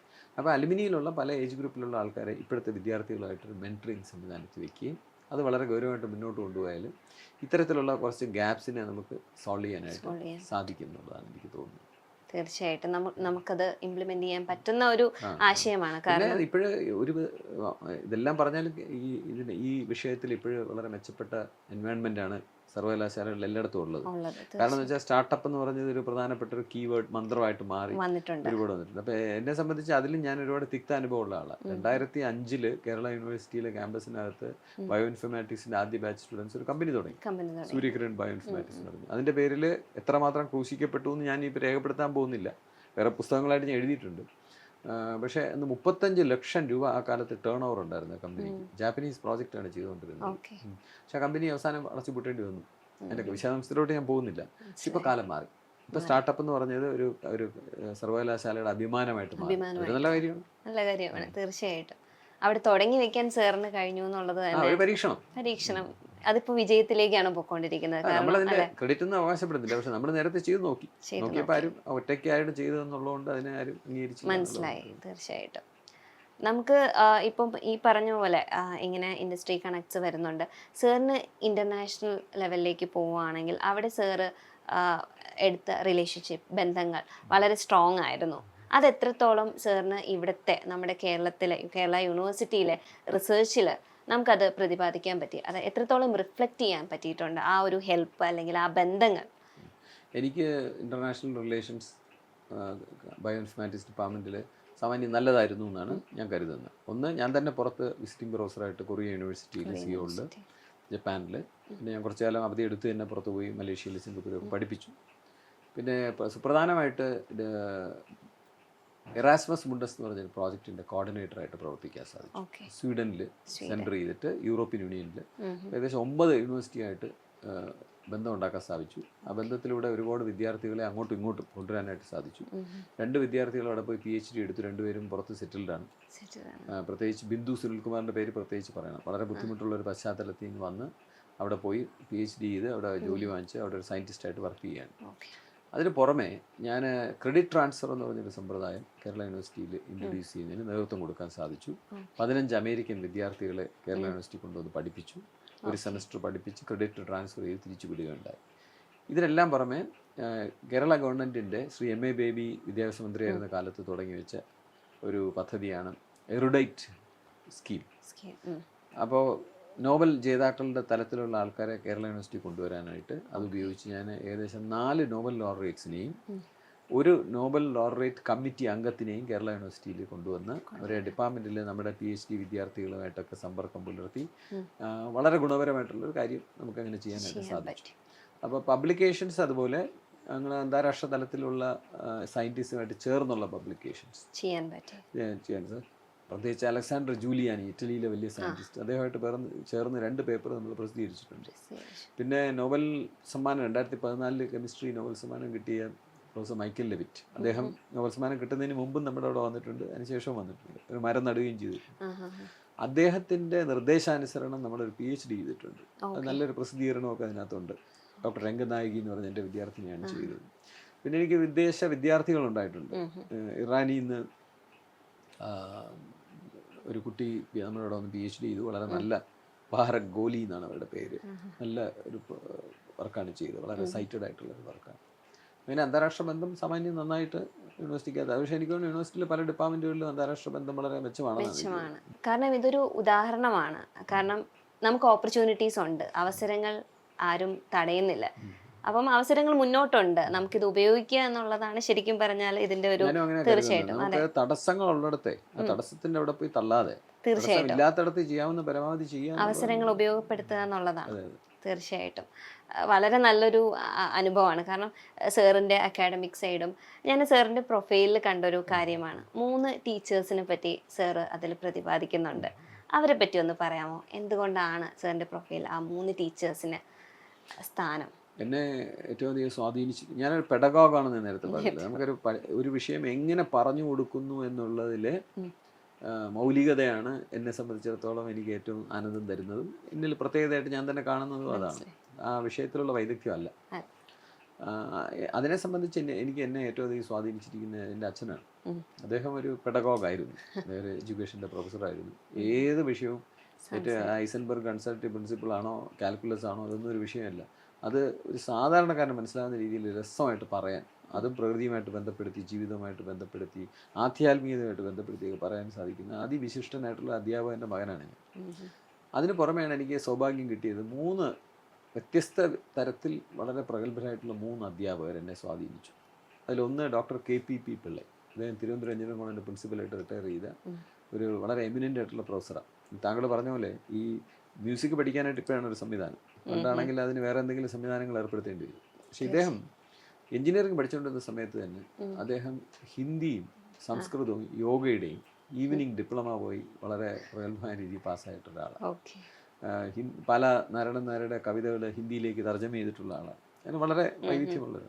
പക്ഷെ അദ്ദേഹം ഒരു വളരെ ശാന്തനായിട്ടുള്ള ഒരു പൊതുജീവിതത്തിൽ മുഖം കാണിക്കാത്ത ഒരാളാണ്. അതിപ്രഗത്ഭനായിട്ടുള്ള അധ്യാപകനായിരുന്നു. അത് അദ്ദേഹത്തിൻ്റെ ഒരു പ്രത്യേക മേഖലയുണ്ട്, അതിനകത്താണ് സാധാരണക്കാർക്കൊന്നും മനസ്സിലാകുന്ന മേഖലയല്ല. പക്ഷെ അതിനകത്തുള്ള പ്രാവീണ്യം എന്ന് പറഞ്ഞാൽ നമ്മളെ വിസ്മയിപ്പിക്കുന്ന കാര്യമാണ്. പിന്നെ ഒരു ഇൻസ്റ്റിറ്റ്യൂഷൻ ബിൽഡർ, തിരുവനന്തപുരത്തെ ലാൽ ബഹദൂർ ശാസ്ത്രി ഇൻസ്റ്റിറ്റ്യൂട്ട് അദ്ദേഹം ലാൽ ബഹദൂർ സെൻറ്റർ അദ്ദേഹം സ്ഥാപിച്ചതാണ്. അതുപോലെ കണ്ണൂർ എഞ്ചിനീയറിംഗ് കോളേജ് അതിൻ്റെ ബാലാരിഷ്ടതയിൽ നിന്ന് മാറ്റി വലിയ കെട്ടിടം ഉണ്ടാക്കി സ്ഥാപിച്ചത് അദ്ദേഹമാണ്. അദ്ദേഹത്തിൻ്റെ പിന്നെ ഒരു മെൻറ്ററിങ് എന്ന് പറയുന്നത് വളരെ ഇതായിട്ട് എന്നെ വളരെ ചെറുപ്പത്തിൽ ഒരുപാട് പ്രോത്സാഹിപ്പിച്ചിട്ടുള്ള ഒരാളാണ്. അധികം സംസാരിക്കില്ല, പക്ഷേ ആക്ഷനിൽ കൂടെ അദ്ദേഹം പ്രോത്സാഹിപ്പിക്കുമായിരുന്നു. പിന്നെ അതുപോലെ ഡോക്ടർ RPR നായർ, അദ്ദേഹം എങ്ങനെയാണ് ഒരു മാതൃകയെന്ന് വെച്ചാൽ അദ്ദേഹം ഏറ്റവും സ്നേഹസമ്പന്നനായിട്ടുള്ള ഒരു അധ്യാപകനാണ്. എങ്ങനെ വിദ്യാർത്ഥികളെ എത്രമാത്രം ആത്മാർത്ഥതയോടുകൂടി സ്നേഹിക്കുകയും അവരുടെ ഓരോ ചെറിയ കാര്യങ്ങളും അറിഞ്ഞ് സന്തോഷിക്കുകയും ചെയ്യുന്ന ഇങ്ങനെ ഒരു അധ്യാപകനെ ഞാൻ കണ്ടിട്ടില്ല. അതുപോലെയാണ് മൂന്നാമത്തെ അധ്യാപിക ഡോക്ടർ K. ഗോമതി, ഒരു തിരുവനന്തപുരം എഞ്ചിനീയറിംഗ് കോളേജിലെ ഇലക്ട്രിക്കൽ എഞ്ചിനീയറിംഗിൻ്റെ പ്രൊഫസറായിരുന്നു. അവരെ വിദ്യാർത്ഥികളെ ഞാൻ പറയുന്നത് നമ്മൾ അണഞ്ഞു കിടക്കുന്ന തീ അണയാറായി കിടക്കുന്നതിനെ ഊതി ഉണർത്തി പുറത്തു കൊണ്ടുവന്ന ഒരു അധ്യാപികയാണ്. അവരുടെ അധ്യാപന ശൈലിയിലല്ല ഞാൻ ആകർഷണമായിരിക്കുന്നത്, അവരൊരു വ്യക്തി എന്നുള്ള നിലയിൽ അവരൊരു അമ്മത്വമുണ്ട്. അവർ അധ്യാപികയായിരിക്കുമ്പോൾ അമ്മത്വം, കുഞ്ഞുങ്ങളെ എങ്ങനെ പിന്നെ വളർത്തിയെടുക്കുന്നു, അതുപോലെ ഒരു സ്നേഹസമ്പന്നയായിട്ടുള്ള ഒരു അമ്മയും ഒരു ഇലക്ട്രിക്കൽ എഞ്ചിനീയറിംഗ് അധ്യാപികയും കൂടെ ഒരുമിച്ച് ചേരുകയും അതേസമയം വളരെ പുരോഗമനപരമായിട്ട് ചിന്തിക്കുകയൊക്കെ ചെയ്യുന്ന ജെൻഡർ ഇക്വാളിറ്റിയെ കുറിച്ചൊക്കെ നമ്മൾ കേൾക്കുന്നതിന് മുമ്പ് വ്യത്യസ്തമായിരിക്കും. നമ്മൾ പലരും അറിയേണ്ട കാര്യമാണ്, പുതിയ തലമുറയ്ക്ക് അത് കേട്ട് പഠിക്കേണ്ട കഥകളാണ് സാർ ഇപ്പോൾ പറഞ്ഞ 3 പ്രതിഭകളിലും നിറഞ്ഞിരിക്കുന്നത്. കാരണം സാർ അത് പ്രത്യേകം എടുത്തു പറഞ്ഞ 3 പ്രൊഫൈൽ ആയതുകൊണ്ടാണ് ഞാൻ ചോദിച്ചത്. അതിൽ തന്നെ സാറ് ചില ഭാഗങ്ങൾ അവിടെ ഇൻകംപ്ലീറ്റ് അപ്ലോഡ് ചെയ്യാനായിട്ട് താല്പര്യപ്പെടുന്ന കുറച്ച്, അതായത് മുന്നത്തെ എഞ്ചിനീയറിംഗ് കോളേജുകളിൽ സാർ അധ്യാപനമായിട്ട് നിന്നിരുന്ന സമയത്തുള്ള അനുഭവങ്ങൾ, അതേപ്പറ്റിയും കൂടെ ഒന്ന് കുറച്ച് പറയുക. പാലക്കാട് എഞ്ചിനീയറിംഗ് കോളേജിൽ അധ്യാപകനായിരുന്നു. പാലക്കാട് ഒരു വളരെ അതിമനോഹരമായിട്ടുള്ളൊരു പ്രദേശവും ഒരു ഗ്രാമീണമായിട്ടുള്ള ജീവിതശൈലി ആൾക്കാർ തുടരുകയും വളരെ വ്യത്യസ്തമായി, തിരുവനന്തപുരത്തിൽ നിന്ന് വളരെ വ്യത്യസ്തമായിട്ടുള്ള ഒരു സമൂഹമുള്ളൊരു സ്ഥലമാണ്. അവിടെ ജീവിതം കഴിച്ചുകൂട്ടിയ കാലം വളരെ എനിക്ക് മനസ്സിൽ മായാത്ത ഒരു പ്രദേശമാണ്. ആ ഒരു പ്രകൃതിയുടെ ഒരു കയ്യൊപ്പ് ശരിക്കും പറഞ്ഞ പാലക്കാട് ജില്ലയിലെ തീർച്ചയായിട്ടും അങ്ങനെ അവിടെ. പിന്നെ അവിടുത്തെ വിദ്യാർത്ഥികൾ, അവിടുത്തെ അനുഭവം എന്ന് വെച്ചാൽ ഞാൻ എഞ്ചിനീയറിംഗ് കോളേജ് പഠിച്ചുകൊണ്ടിരുന്നപ്പോൾ രാഷ്ട്രീയമൊക്കെ ഉണ്ടായിരുന്നെങ്കിലും ഇവിടെ വളരെ രക്തപങ്കിലമായ രാഷ്ട്രീയമായിരുന്നു. ഹോസ്റ്റലിനകത്ത് കയറി വെട്ടുകയും കുത്തുകയും ചെയ്യുന്ന ഒരു കാലഘട്ടത്തിലാണ് ഞാൻ അവിടെ ചെയ്തത്. അതിൽ നിന്നൊക്കെ ഞാൻ കുറേ കാര്യങ്ങൾ പഠിച്ചു അവിടുന്ന്. അങ്ങനെയുള്ള വിദ്യാർത്ഥികളുടെ ഡിസിപ്ലിനുമായിട്ട് ബന്ധപ്പെട്ട് നമ്മൾ ഇതുവരെ മനസ്സിലാക്കാത്ത കുറച്ച് കാര്യങ്ങൾ. പക്ഷേ ഞാനവിടെ 2-3 വർഷമേ അവിടെ തുടർച്ചയായിട്ടുണ്ടായിരുന്നു. അതിനുശേഷം മോഡൽ എഞ്ചിനീയറിംഗ് കോളേജിൽ എറണാകുളത്ത്, അവിടെ വ്യത്യസ്തമായിരുന്നു. അവിടെ രാഷ്ട്രീയമോ മറ്റു കാര്യങ്ങളൊന്നും ഇല്ലായിരുന്നു. പക്ഷെ അവിടെ ഒരു മാനേജ്മെൻറ്റ് എന്ന് പറഞ്ഞാൽ, കോളേജിൻ്റെ മാനേജ്മെൻറ്റ് എന്ന് വെച്ചാൽ അന്നത്തെ കാലത്ത് അത് വളരെ ജനാധിപത്യ രഹിതവും ഒരു ഭീതിയിൽ അധിഷ്ഠിതമായിട്ടുള്ളൊരു കാര്യമായിരുന്നു. അപ്പോൾ അങ്ങനെ ഒരു സ്ഥലം ഞാൻ കണ്ടു. അതെന്ത് മോശമാണെന്നുള്ളത്. ഒരു സ്ഥലത്ത് യാതൊരു നിയന്ത്രണവും ഇല്ലാതെ വേറെ നിയന്ത്രണം കൂടുതലുള്ളത്. പക്ഷേ യൂണിവേഴ്സിറ്റി വളരെ വ്യത്യസ്തമാണ്. യൂണിവേഴ്സിറ്റി നമ്മുടെ ഒരു സിസ്റ്റം അപ്രോച്ചിൽ പറഞ്ഞ ഒരു ലൂസ്ലി കപ്പിൾഡ് സിസ്റ്റമാണ്. അതിങ്ങനെ ഒരിടവും ടൈറ്റ് അല്ല. അപ്പോൾ നിങ്ങൾക്ക് എല്ലാത്തിനും ഇടയുണ്ട്. മോശമായിട്ട് പ്രവർത്തിക്കാൻ ഇടയുണ്ട്, നല്ലതായിട്ട് പ്രവർത്തിക്കാനും ഇടയുണ്ടെന്നാണ് എനിക്ക് തോന്നിയിട്ടുള്ളത്. അപ്പോൾ അതാണ് ആ താരതമ്യം കോളേജുകൾ തമ്മിലുള്ളൊരു കാര്യം. പിന്നെ വിദേശത്ത് പോയപ്പോൾ, മലേഷ്യയിൽ പോയപ്പോൾ അവിടെ അതിവിഭിന്നമായിട്ടുള്ള എക്സ്പീരിയൻസസ് ഉണ്ടായി. കൊറിയയിൽ ചെന്നപ്പോൾ കൊറിയയിൽ പ്രത്യേകത എന്ന് വെച്ച് കഴിഞ്ഞാൽ എല്ലാവരും 2 വർഷം പട്ടാള സർവീസ് കഴിഞ്ഞിട്ട് യൂണിവേഴ്സിറ്റി പ്രവേശിക്കുക. അപ്പോൾ അവരുടെ അച്ചടക്കവും അവരുടെ രീതികളും ഒക്കെ വളരെ വ്യത്യാസമാണ്. അങ്ങനെയല്ല, അത് നമ്മുടെ കേരള യൂണിവേഴ്സിറ്റിയിലേക്ക് ഇംപ്ലിമെൻ്റ് ചെയ്യാനായിട്ട് സാറ് ശ്രമിച്ചിട്ടുണ്ടോ? അത്തരത്തിലുള്ള, അതായത് നമ്മൾ മറ്റ് അധ്യാപക അല്ലെങ്കിൽ മറ്റ് സ്ഥലങ്ങളിൽ നമുക്ക് കോളേജുകളിലും പുറത്തും പഠിപ്പിച്ചതിന് ശേഷം അവിടെ കണ്ട ചില പോസിറ്റീവ് തിങ്സ് ഉണ്ടാവും, അത് നമുക്ക് ഇവിടെ കൊണ്ടുവന്നാൽ നന്നാവും, കാരണം നമുക്ക് കുറച്ചുകൂടി അത് മെച്ചപ്പെടുത്താം, അങ്ങനെ ചിന്തിച്ചിട്ടുള്ള ഏതെങ്കിലും ഒരു ഏരിയ? ചിന്തിക്കുകയും പ്രവർത്തിക്കുകയും ചെയ്തിട്ടുണ്ട്. അതിലൊന്നാണ് അധ്യാപകരെ പേര് വിളിക്കുക എന്നുള്ളത്. ഞാൻ വിദേശത്ത് എനിക്ക് എന്ത് സ്വാതന്ത്ര്യമാണോ ഉണ്ടായിരുന്നത് അതെൻ്റെ വിദ്യാർത്ഥികൾക്ക് കൊടുക്കുകയാണ്. രണ്ടാമത് ആരും ശ്രദ്ധിക്കാത്തൊരു കാര്യമാണെങ്കിൽ ഞാൻ ഏറ്റവും കൂടുതൽ എൻ്റെ ടീച്ചിങ്ങുമായിട്ട് ബന്ധപ്പെട്ട് ചെയ്തിട്ടുണ്ട്, ഞാൻ ഹാൻഡ് ഔട്ട് ഉപയോഗിച്ച് പഠിപ്പിക്കുന്ന ആളാണ്. പവർ പോയിന്റ് ഒക്കെ വരുന്നതിന് മുമ്പ് അത് ഹാൻഡ് ഔട്ട് എന്ന് പറഞ്ഞാൽ അങ്ങനെ പറഞ്ഞറിയിക്കാൻ നോക്കില്ല. അതായത് ക്ലാസ് മുറിയിൽ എന്ത് നടക്കണം എന്നുള്ളത് മുഴുവൻ നേരത്തെ തീരുമാനിച്ച് അതിൻ്റെ എക്സർസൈസസും മറ്റു കാര്യങ്ങളും എല്ലാം അത്യാവശ്യമുള്ള പോയിന്റ്സും എല്ലാം കൂടെ ചേർത്ത് തയ്യാറാക്കുന്ന ഒരു സാധനത്തിനാണ് ഹാൻഡ് ഔട്ട് എന്ന് പറയുന്നത്. ഞാൻ പഠിപ്പിച്ച വിദ്യാർത്ഥികൾക്കെല്ലാം എന്താണെന്ന് അറിയാം. ഈ ഹാൻഡ് ഔട്ട് കൊണ്ട് ക്ലാസ് മുറിയിലേക്ക് ചെന്ന് കഴിഞ്ഞാൽ നമ്മൾ വെണ്ണയിൽ കത്തി വയ്ക്കുന്ന പോലെ ആ ക്ലാസ് അങ്ങ് മുന്നോട്ട് പോകും.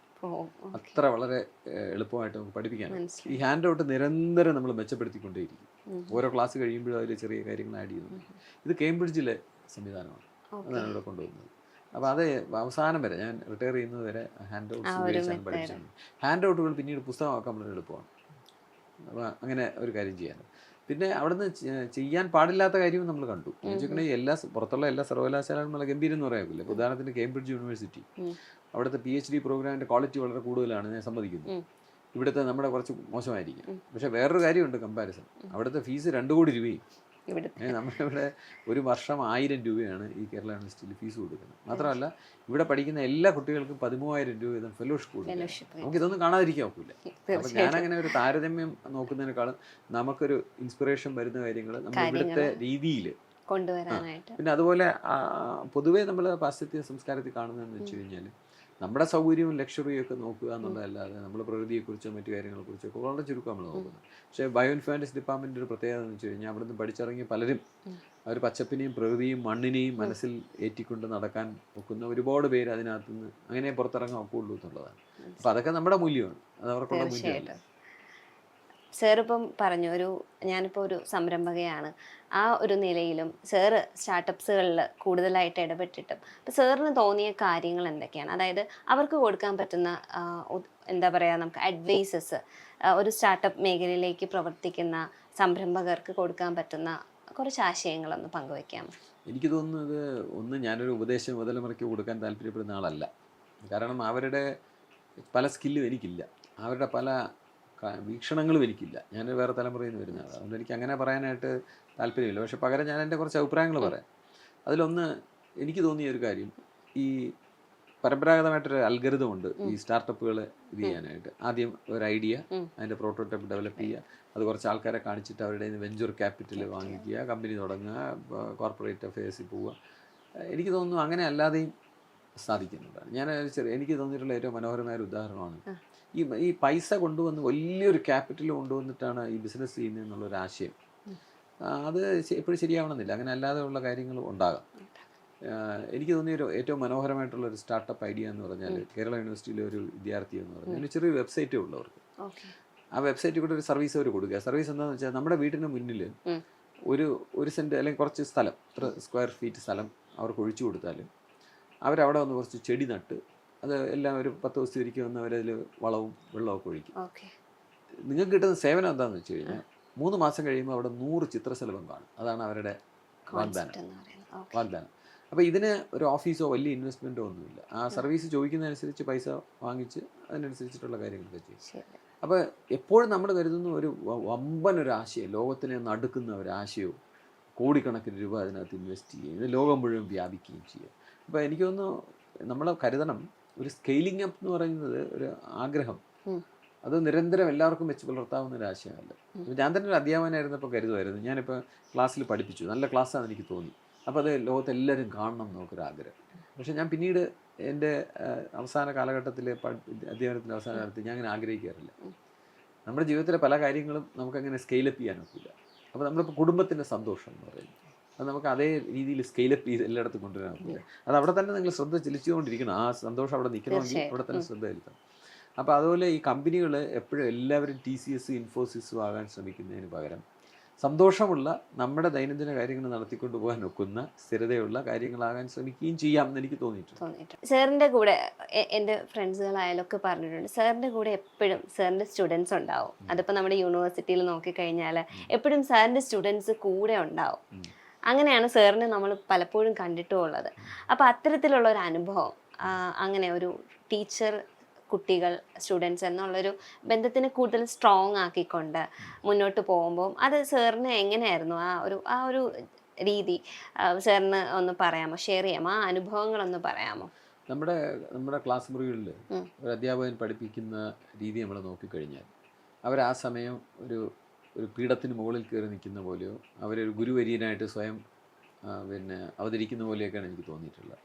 യഥാർത്ഥത്തിൽ ചിലപ്പോൾ ഒക്കെ ഞാൻ ഇവിടെയല്ല എഞ്ചിനീയറിംഗ് കോളേജിൽ പഠിപ്പിച്ചതെന്ന് ഞാൻ കണ്ടിട്ടുണ്ട്. കഴിഞ്ഞ വർഷം BTech പാസ്സായ ഒരു കുട്ടി ഇൻ്റർവ്യൂ നടത്തി, ചിലർക്ക് വളരെ ഭാഗ്യമുള്ള കാലത്ത് അന്നത്തെ BTech മതി ലെക്ചറാണ്, അടുത്ത ദിവസം ലെക്ചറാകുക ഈ ഡിഗ്രി പാസ്സായിട്ട് പിറ്റേ ദിവസം. പക്ഷേ ആ കുട്ടി പെട്ടെന്ന് ആ യുവാവോ യുവതിയോ പെട്ടെന്ന് ക്ലാസ് മുറിയിലൊക്കെ ചെല്ലുമ്പോഴത്തേക്കും അവർ വേറൊരു ആവരണം അണിഞ്ഞിട്ടിങ്ങനെ നിൽക്കുകയാണ്. അതെന്തിനാണെന്ന് എനിക്ക് അത്ഭുതം തോന്നിയിട്ടുണ്ട്. രണ്ടാമത്തെ കാര്യം, എനിക്ക് വിദേശത്തൊക്കെ പോയപ്പോൾ തോന്നിയൊരു കാര്യം, ഞാൻ ഈ ചായ കുടിക്കാനായിട്ട് ക്യൂ നിൽക്കുന്ന സമയത്ത് ഞങ്ങളുടെ ഡിപ്പാർട്ട്മെൻറ്റിലെ ക്യാൻറ്റീനിൽ ഒരു ദിവസം എൻ്റെ കൂടെ ആൾ പറഞ്ഞു, ആ നിൽക്കുന്നതാണ് നമ്മുടെ വൈസ് ചാൻസലർ എന്ന് പറഞ്ഞു. അദ്ദേഹം ക്യൂവിൻ്റെ ഇടയിൽ നിൽക്കുകയാണ്, അദ്ദേഹത്തിൻ്റെ കൂടെ ഒരാൾ നിൽപ്പുണ്ട്, അദ്ദേഹമായിട്ട് സംസാരിക്കുന്നത്, ആരും നോക്കുന്നുമില്ല, തിരിഞ്ഞു നോക്കുന്നുമില്ല, ഒരു സാധാരണ മനുഷ്യനായിട്ട് നിൽക്കുകയാണ്. അപ്പോൾ ഞാനതൊരു തത്വമായിട്ട് സ്വീകരിച്ചിട്ടുണ്ട്. ഈ കുട്ടികൾ ഈ ക്ലാസ് മുറിക്കകത്ത് ഇരിക്കുമ്പം നമ്മുടെ അടുത്ത് വളരെ ക്വസ്റ്റ്യൻ എന്തെങ്കിലും ഉണ്ടോ എന്ന് ചോദിച്ചാൽ അവർ ചോദിക്കില്ല. പക്ഷേ ആ മിണ്ടാതിരിക്കുന്ന കുട്ടി നമ്മൾ പുറത്തിറങ്ങി ഒരു മാവിൻ്റെ മൂട്ടിൽ അവരുടെ കൂടെ ഇരുന്ന് കുറച്ച് സമയം സംസാരിച്ചാൽ അവരതൊക്കെ ചോദിക്കും നമ്മൾ. അപ്പോൾ രണ്ട് മനുഷ്യർ തമ്മിൽ സംസാരിക്കുമ്പോഴാണ് വിദ്യാഭ്യാസം നടക്കുന്നത്, അല്ലാതെ അധ്യാപകനും വിദ്യാർത്ഥിയും തമ്മിൽ സംസാരിക്കുമ്പോഴല്ല. അവർക്ക് യാതൊരു വിധത്തിലുള്ള ഒരു ഒരാൾ ഏജ് പ്രിവിലേജ് എടുക്കുന്നു, നോളജ് പ്രിവിലേജ് എടുക്കുന്നു, അങ്ങനെ വരാൻ പാടില്ല. അപ്പോൾ എന്നാൽ അത് വളരെ ശ്രദ്ധാപൂർവം ചെയ്യേണ്ട കാര്യമാണ്. കാരണം അധ്യാപനത്തിനകത്ത് ഒരു അകലം, അധ്യാപന വിദ്യാർത്ഥി തമ്മിലൊരു ചെറിയൊരു അകലം നമുക്ക് ആവശ്യമാണ്. ഇല്ലെങ്കിൽ അത് മാനേജ് ചെയ്തുകൊണ്ട് പോകാനൊക്കില്ല. നമ്മൾ പറയില്ല അവസാനം തോളിൽ കയറി കളിക്കുന്നു പറയില്ല. അപ്പോൾ അതുകൊണ്ട് അത് വളരെ ശ്രദ്ധാപൂർവം അവരെ ഹേർട്ട് ചെയ്യാതെ മാത്രം ഒരു അകലം. ഇപ്പോൾ ഒരു ഉദാഹരണം, ആ അകലത്തിന് ഞാനൊരു ഉദാഹരണം പറയാം. പിള്ളേർ ചിലപ്പോൾ നമ്മുടെ അടുത്ത് കളിതമാശയൊക്കെ ഒരുപാട് പറഞ്ഞിരിക്കും, ഞാൻ പക്ഷേ അതേ കളിതമാശ തിരിച്ച് പറയില്ല. കുട്ടികൾ അവർക്ക് ആ സ്വാതന്ത്ര്യം നമ്മൾ കൊടുക്കുന്നു, പക്ഷെ ആ അകലം അവർക്ക് തോന്നാനായിട്ട് ഞാൻ സംസാരിക്കുന്നതിന് വാക്കുകൾക്കും ചോദിക്കുന്ന വിഷയങ്ങൾക്കും ഒരു പരിധിയുണ്ട്. ആ പരിധിയുടെ അപ്പുറത്തോട്ട് ഞാൻ സംസാരിക്കില്ല. അങ്ങനെ ഒരു ചെറിയ അകലം എന്തിനു വേണ്ടിയാണ്? ഞാൻ മഹാനായതുകൊണ്ടല്ല, ഞാൻ എൻ്റെ ഏജ് ഗ്രൂപ്പിലുള്ള ആൾക്കാരെ കാണുമ്പോൾ അവരെക്കാളും മോശമായിട്ട് സംസാരിച്ചെന്നിരിക്കും. പക്ഷെ അകലം വെച്ചിരിക്കുന്നതെന്ന് വെച്ച് കഴിഞ്ഞാൽ അവർക്ക് നമ്മളൊരു മെൻറ്റർ എന്നുള്ള ഒരു റോളിൽ അവർക്ക് എന്തെങ്കിലും ഒരു രീതിയിൽ നമ്മളെ ഒരു to look up to us, വാക്ക് ഉപയോഗിക്കേണ്ടി വരുന്നതിൽ എനിക്ക് ഖേദമുണ്ട്, പക്ഷെ വേറെ വാക്കില്ലാത്തതുകൊണ്ട് ഉപയോഗിക്കുന്നത്. അതിന് വേണ്ടി ഒരു ചെറിയ അകലം നമ്മൾ വെച്ചിട്ടുണ്ട്. ആ അകലം അവരെ ഹേർട്ട് ചെയ്യുന്നതോ അതിങ്ങനെ നമ്മൾ പ്രകടിപ്പിക്കുന്നതല്ല, അത് വളരെ ആലോചിച്ച് നോക്കി അവർക്ക് മനസ്സിലാകുന്നതാണ്, അവരുടെ മനസ്സിൽ പതിയുന്നൊരു അകലം. അത് ചെയ്യാന്നുള്ളത് ഒഴിച്ചാൽ വിദ്യാർത്ഥിയും അധ്യാപകരും രണ്ട് മനുഷ്യരാണ്. അവർ സാധാരണ മനുഷ്യരായിരിക്കുമ്പോഴാണ് അവർക്ക് ഏറ്റവും കൂടുതൽ, ഞാൻ എപ്പോഴും തോന്നിയിട്ടുണ്ട്, ബസ് സ്റ്റാൻഡിലോ ക്യാൻറ്റീനിലോ മരച്ചുവീടിലോ അവിടെയാണ് ഏറ്റവും നല്ല വിദ്യാഭ്യാസം ഉണ്ടാകുന്നത്, ഒരിക്കലും ക്ലാസ് മുറിയിലല്ല. ആ ക്ലാസ് മുറിയിൽ അവർ ഒരു വിധത്തിൽ അവരുടെ മനസ്സ് തുറക്കുകയോ, നമ്മൾ ചെന്ന ഉടനെ തന്നെ അവർ വേറൊരു രീതിയിലേക്ക് അങ്ങ് പോവുകയാണ്. നമ്മൾ കൂടിയവർ കുറഞ്ഞു വരുന്ന രീതി. പക്ഷെ നമ്മൾ വളരെ സൗഹൃദ സംഭാഷണത്തിൽ അവർ വളരെ മഹത്തായ ചോദ്യങ്ങൾ ചോദിക്കുകയും, പിന്നെ വേറൊന്ന് വളരെ സ്വാർത്ഥമായിട്ടുള്ള കാര്യം ഞാൻ പറയാം. ഞാൻ 37 കൊല്ലം അധ്യാപകനായിരുന്നു. എന്ത് ബോറിംഗ് ആയിരുന്നു എനിക്ക് വിദ്യാർത്ഥികളിലായിരുന്നെങ്കിൽ, എന്ത് ഉത്സാഹമായിരുന്നു എനിക്കുണ്ടായിരിക്കുമാവുന്ന ഒന്നും ഉണ്ടാവില്ല. അവരുടെ വളരെ ഡിമാൻഡിങ് ആണ്, അവരെ നമ്മുടെ അടുത്ത് സമയം ചോദിക്കുന്ന പറ്റിയാണ്. പക്ഷെ അവരുടെ കൂടെ നമ്മൾ ഇങ്ങനെ കഴിഞ്ഞതുകൊണ്ടാണ് നമ്മൾ സന്തുഷ്ടരായ.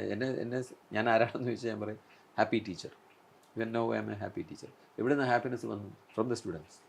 അവരുടെ കൂടെ നമ്മളിങ്ങനെ സുഹൃത്തുക്കളായിട്ട് പോയപ്പോൾ ഉണ്ടായ അവരതുപോലെ നമ്മുടെ സൗഹൃദം അവരെ സന്തോഷിപ്പിച്ചിട്ടുണ്ടോ എന്ന് എനിക്ക് അറിഞ്ഞുകൂടാ. ഞാൻ സംശയിക്കുന്നു അങ്ങനെ ആവണമെന്നില്ല എന്ന്. കാരണം ഒരു വളരെ ചെറുപ്പത്തിലുള്ള കുട്ടികളെ സംബന്ധിച്ചിടത്തോളം ഒരു 50 വയസ്സ് 60 വയസ്സുള്ള ഒരു അധ്യാപകൻ്റെ സൗഹൃദം അവരുടെ കൂട്ടുകാരുടെ സൗഹൃദത്തിന് പകരമാക്കില്ല. ഇതൊരു വളരെ വ്യത്യാസമാണ്. പക്ഷേ എനിക്കാണെങ്കിൽ ഇത് മാത്രമാണ് സൗഹൃദം. എനിക്ക് എൻ്റെ പ്രായത്തിലുള്ള ആൾക്കാരൊക്കെ പല സ്ഥലത്തോട്ടൊക്കെ പോയി. അപ്പോൾ എനിക്ക് എൻ്റെ സൗഹൃദം വളരെ വിലപ്പെട്ടതാണ്. അവർക്ക് അത്ര ആയിരിക്കണം എന്നില്ല. അതുകൊണ്ട് ഞാൻ അതും മനസ്സിലാക്കുന്നുണ്ട്. ഞാനിപ്പോൾ കുട്ടികൾ തനിച്ചിരിക്കുന്ന സമയത്ത് എപ്പോഴും ഉച്ചയ്ക്ക് ഊണ് കഴിക്കുന്നു. ഞാൻ പണ്ട് അവരുടെ കൂടെ നൂണ് കഴിക്കുമായിരുന്നു. പിന്നീട് എനിക്ക് മനസ്സിലായി അങ്ങനെ നൂണ് കഴിക്കുമ്പോൾ ഒരു പ്രശ്നമുണ്ട്. ഒരു അധ്യാപകനായതുകൊണ്ട് നമ്മൾ അതിൻ്റെ കേന്ദ്ര ബിന്ദുവാകുന്നു. അവർക്ക് സാറിന് ഇപ്പോൾ എന്നെ വിമർശിച്ച് സംസാരിക്കാനുള്ളവർക്ക് സംസാരിക്കാൻ നോക്കില്ല. അപ്പോൾ ഞാനതിനൊക്കെ ഇടയ്ക്ക് നീങ്ങി നിൽക്കാറുണ്ട്. കാരണം അവരുടെ സൗഹൃദത്തിന് പകരം വയ്ക്കാൻ എന്നെ ഒക്കില്ല. അപ്പോൾ അങ്ങനെയൊക്കെ വളരെ ശ്രദ്ധിച്ചാണ് ഞാൻ വിദ്യാർത്ഥികളുടെ ഇടയിൽ കൂടെ നടന്നിട്ടുള്ളത്. പക്ഷേ താങ്കൾ പറഞ്ഞ പോലെ എൻ്റെയും മനസ്സിൽ പതിയുന്ന ചിത്രം, ഞാനൊരു അധ്യാപകൻ എന്ന് പറഞ്ഞാൽ ഞാൻ അവരുടെ കൂടെ ക്യാമ്പസിലൂടെ നഗ്നപാതനായിട്ട് നടക്കുന്നതാണ്. എനിക്ക് അങ്ങനെ ഒരു ഡിപ്പാർട്ട്മെൻറ്റ്, അങ്ങനെ ഒരു ഒബ്സഷൻ എനിക്കുണ്ടായിരുന്നു. അതായത് ബെയർ ഫുഡ് വാക്കിംഗ് ക്ലബ്ബ് എന്ന് പറയും. നഗ്നപാതനായിട്ട് ഡിപ്പാർട്ട്മെൻറ്റ് നടക്കുക. അത് വളരെ അർത്ഥപൂർണ്ണമായിട്ടുള്ള കാര്യമാണെന്ന് എനിക്കിപ്പോഴും തോന്നുന്നു. അവരോടൊത്ത് ഇങ്ങനെ നടക്കും. ചില ദിവസം മഴയുള്ള ദിവസം മഴവെള്ളത്തിൽ ചവിട്ടി ഇങ്ങനെ പോകുന്നു. അതാണ് എൻ്റെ ജീവിതത്തിൽ എനിക്ക് പുറകോട്ട് തിരിഞ്ഞു നോക്കും വിദ്യാർത്ഥികളുടെ കൂടെ. അതല്ലാതെ ഞാൻ അവരുടെ പഠിപ്പിച്ചതിനെയല്ല എനിക്ക് ഓർമ്മ വരുന്നത്. അവരുടെ കൂടെ ഇങ്ങനെ ആ നടക്കുന്ന സമയത്ത് പലരും റിസർച്ചിനെ കുറിച്ചും അവരുടെ കരിയറിനെ കുറിച്ചും ഒക്കെ സംസാരിക്കാറുണ്ട്. അത് ഒരു ക്ലാസ് മുറിയിലെ പ്രഭാഷണത്തിനേക്കാൾ ഉയർന്നു നിൽക്കുന്നു എന്ന് എനിക്ക് തോന്നുന്നു. തീർച്ചയായിട്ടും ഞാൻ എവിടെ തുടങ്ങിയോ, അതായത് സാറിനെ അഭിസംബോധന ചെയ്ത് തുടങ്ങിയ സമയത്ത് സാറിനെ തിരക്കി ഞാനൊരു നല്ല അധ്യാപകനായിട്ടാണ് തുടരുന്നത്. തീർച്ചയായിട്ടും സാറുമായിട്ട് സംസാരിച്ചപ്പോൾ അതവിടെ പ്രതിഫലിക്കുന്നുണ്ട്. സാർ ഒരു നല്ലൊരു അധ്യാപകനാണ്. സാറിൻ്റെ അധ്യാപനത്തോടുള്ള ആ ഒരു താല്പര്യം തീർച്ചയായിട്ടും നമുക്ക് കാണാൻ കഴിഞ്ഞിരിക്കുന്നുണ്ട്. സാറുമായിട്ട് ഇത്രയും സമയം നമുക്ക് സംസാരിക്കാൻ കഴിഞ്ഞതിൽ ഒരുപാട് സന്തോഷം. എനിക്കും വളരെയധികം അഭിമാനം തോന്നുന്നുണ്ട്. സാറിനെ എൻ്റെ ആദ്യത്തെ ഒരു ഇൻ്റർവ്യൂവിൽ എനിക്ക് സാറിനെ ഇൻ്റർവ്യൂ ചെയ്യാൻ സാധിച്ചത് ഞാനൊരു ഭാഗ്യമായിട്ട് കഴിയുന്നു. എനിക്കൊരു സാറിൻ്റെ അധ്യാപനത്തിലേക്ക് വരാൻ പറ്റിയില്ല, പക്ഷെ തീർച്ചയായിട്ടും നമുക്ക് സാറ് പറഞ്ഞ പോലെ ഒരു മെൻറ്ററിൻ്റെ ആവശ്യം പലപ്പോഴും കുട്ടികൾക്കായാലും പ്രൊഫഷണൽസിനായാലും വരുന്നുണ്ട്. അതിന് തീർച്ചയായിട്ടും ഒരു അവസരം ഒരുങ്ങട്ടെ എന്ന് പ്രാർത്ഥിച്ചുകൊണ്ട് സന്തോഷം. Thank you so much. Computer science ഡിപ്പാർട്ട്മെൻറ്റിലെ വിദ്യാർത്ഥികളുടെ ഒരു കൂട്ടായ്മ ഇങ്ങനെ ഒരു കളമൊഴിഞ്ഞു പോയ ഒരു അധ്യാപകനെ വന്ന് കണ്ട് അദ്ദേഹത്തിൻ്റെ ഈ ഓർമ്മകളിലൂടെ കടന്നു പോകുന്നത് തന്നെ വളരെ സന്തോഷം വരുന്ന, ചാരിതാർത്ഥ്യം തരുന്നൊരു കാര്യമാണ്. പ്രത്യേകിച്ച് ഞാൻ കൂടുതൽ കാലം ബയോഇൻഫർമാറ്റിക്സ് ഡിപ്പാർട്ട്മെൻറ്റിലാണ് പ്രവർത്തിച്ചെങ്കിലും 20 വർഷം ബയോഇൻഫർമാറ്റിക്സ് ഡിപ്പാർട്ട്മെൻറ്റ്, കുറച്ച് കാലമേ കമ്പ്യൂട്ടർ സയൻസിലുണ്ടായിരുന്നുള്ളൂ. എങ്കിലും അവിടെയും എനിക്ക് വളരെ എൻ്റെ മനസ്സിൽ സ്പർശിക്കുന്ന, ഞാൻ പറഞ്ഞ എന്നെ പേര് വിളിക്കുന്ന വിദ്യാർത്ഥികൾ ആദ്യമായിട്ടുണ്ടായത് കമ്പ്യൂട്ടർ സയൻസ് ഡിപ്പാർട്ട്മെൻറ്റിലാണ്. ഞാൻ ഹീര എന്ന് പറഞ്ഞ വിദ്യാർത്ഥിയെ ഓർക്കുകയാണ്. ഇപ്പോഴും അമേരിക്കയിലാണ് വർക്ക് ചെയ്യുന്നത്. ഇപ്പോഴും എന്നെ അച്ചു എന്ന് വിളിച്ചിട്ടാണ് സംസാരിക്കുന്നത്. അപ്പോൾ ആ ഓർമ്മകളൊക്കെ ഉണർത്തുന്ന ഒരു സംഭാഷണം നടത്തി വിദ്യാർത്ഥി സമൂഹത്തിന് എന്തെങ്കിലും ഈ ചർച്ചയിൽ നിന്ന് ഗുണം ചെയ്യുന്നതോ അവർക്ക് പറക്കിയെടുക്കാവുന്നതോ അല്ലെങ്കിൽ ചിലപ്പം തിരസ്കരിക്കാവുന്നതോ പരിഷ്കരിക്കാവുന്നതോ ഒക്കെ അങ്ങനെ ആവട്ടെ. ഞാൻ കരുതുന്നു എല്ലാ വിദ്യാർത്ഥികളും അവരെല്ലാം പലപ്പോഴും പെട്ടി തുറക്കാത്ത ചോക്ലേറ്റുകളാണ്. അപ്പോൾ അവർക്ക് സംഭാഷണങ്ങളിലൂടെ, അനുഭവങ്ങളിലൂടെ, വായനയിലൂടെയൊക്കെയാണ് അവരാകുന്ന ആ ചോക്ലേറ്റ് പെട്ടിയെ തുറക്കുന്നത്. അപ്പോൾ ഈ പ്രഭാഷണവും ചിലപ്പോൾ ചിലർക്ക് അവരുടെ ചോക്ലേറ്റ് പെട്ടി തുറക്കാനുള്ള ഒരു ത്വരകമായി എന്ന് വരാം. അങ്ങനെ വരട്ടെ എന്നാണ് ഞാൻ ആഗ്രഹിക്കുന്നത്. അപ്പോൾ താങ്കൾ എൻ്റെ പ്രൊഫൈലെല്ലാം വായിച്ച് പഠിച്ച് അതിനെക്കുറിച്ചൊക്കെ വളരെ കാര്യമായിട്ട് ഗൗരവമായിട്ടൊരു ഇൻ്റർവ്യൂ നടത്താനായിട്ട് തയ്യാറെടുത്ത് വന്നതിന് ഞാൻ എൻ്റെ പ്രത്യേകം നന്ദി, അഭിനന്ദനവും രേഖപ്പെടുത്തുകയാണ്. എല്ലാവർക്കും എൻ്റെ നമസ്കാരം.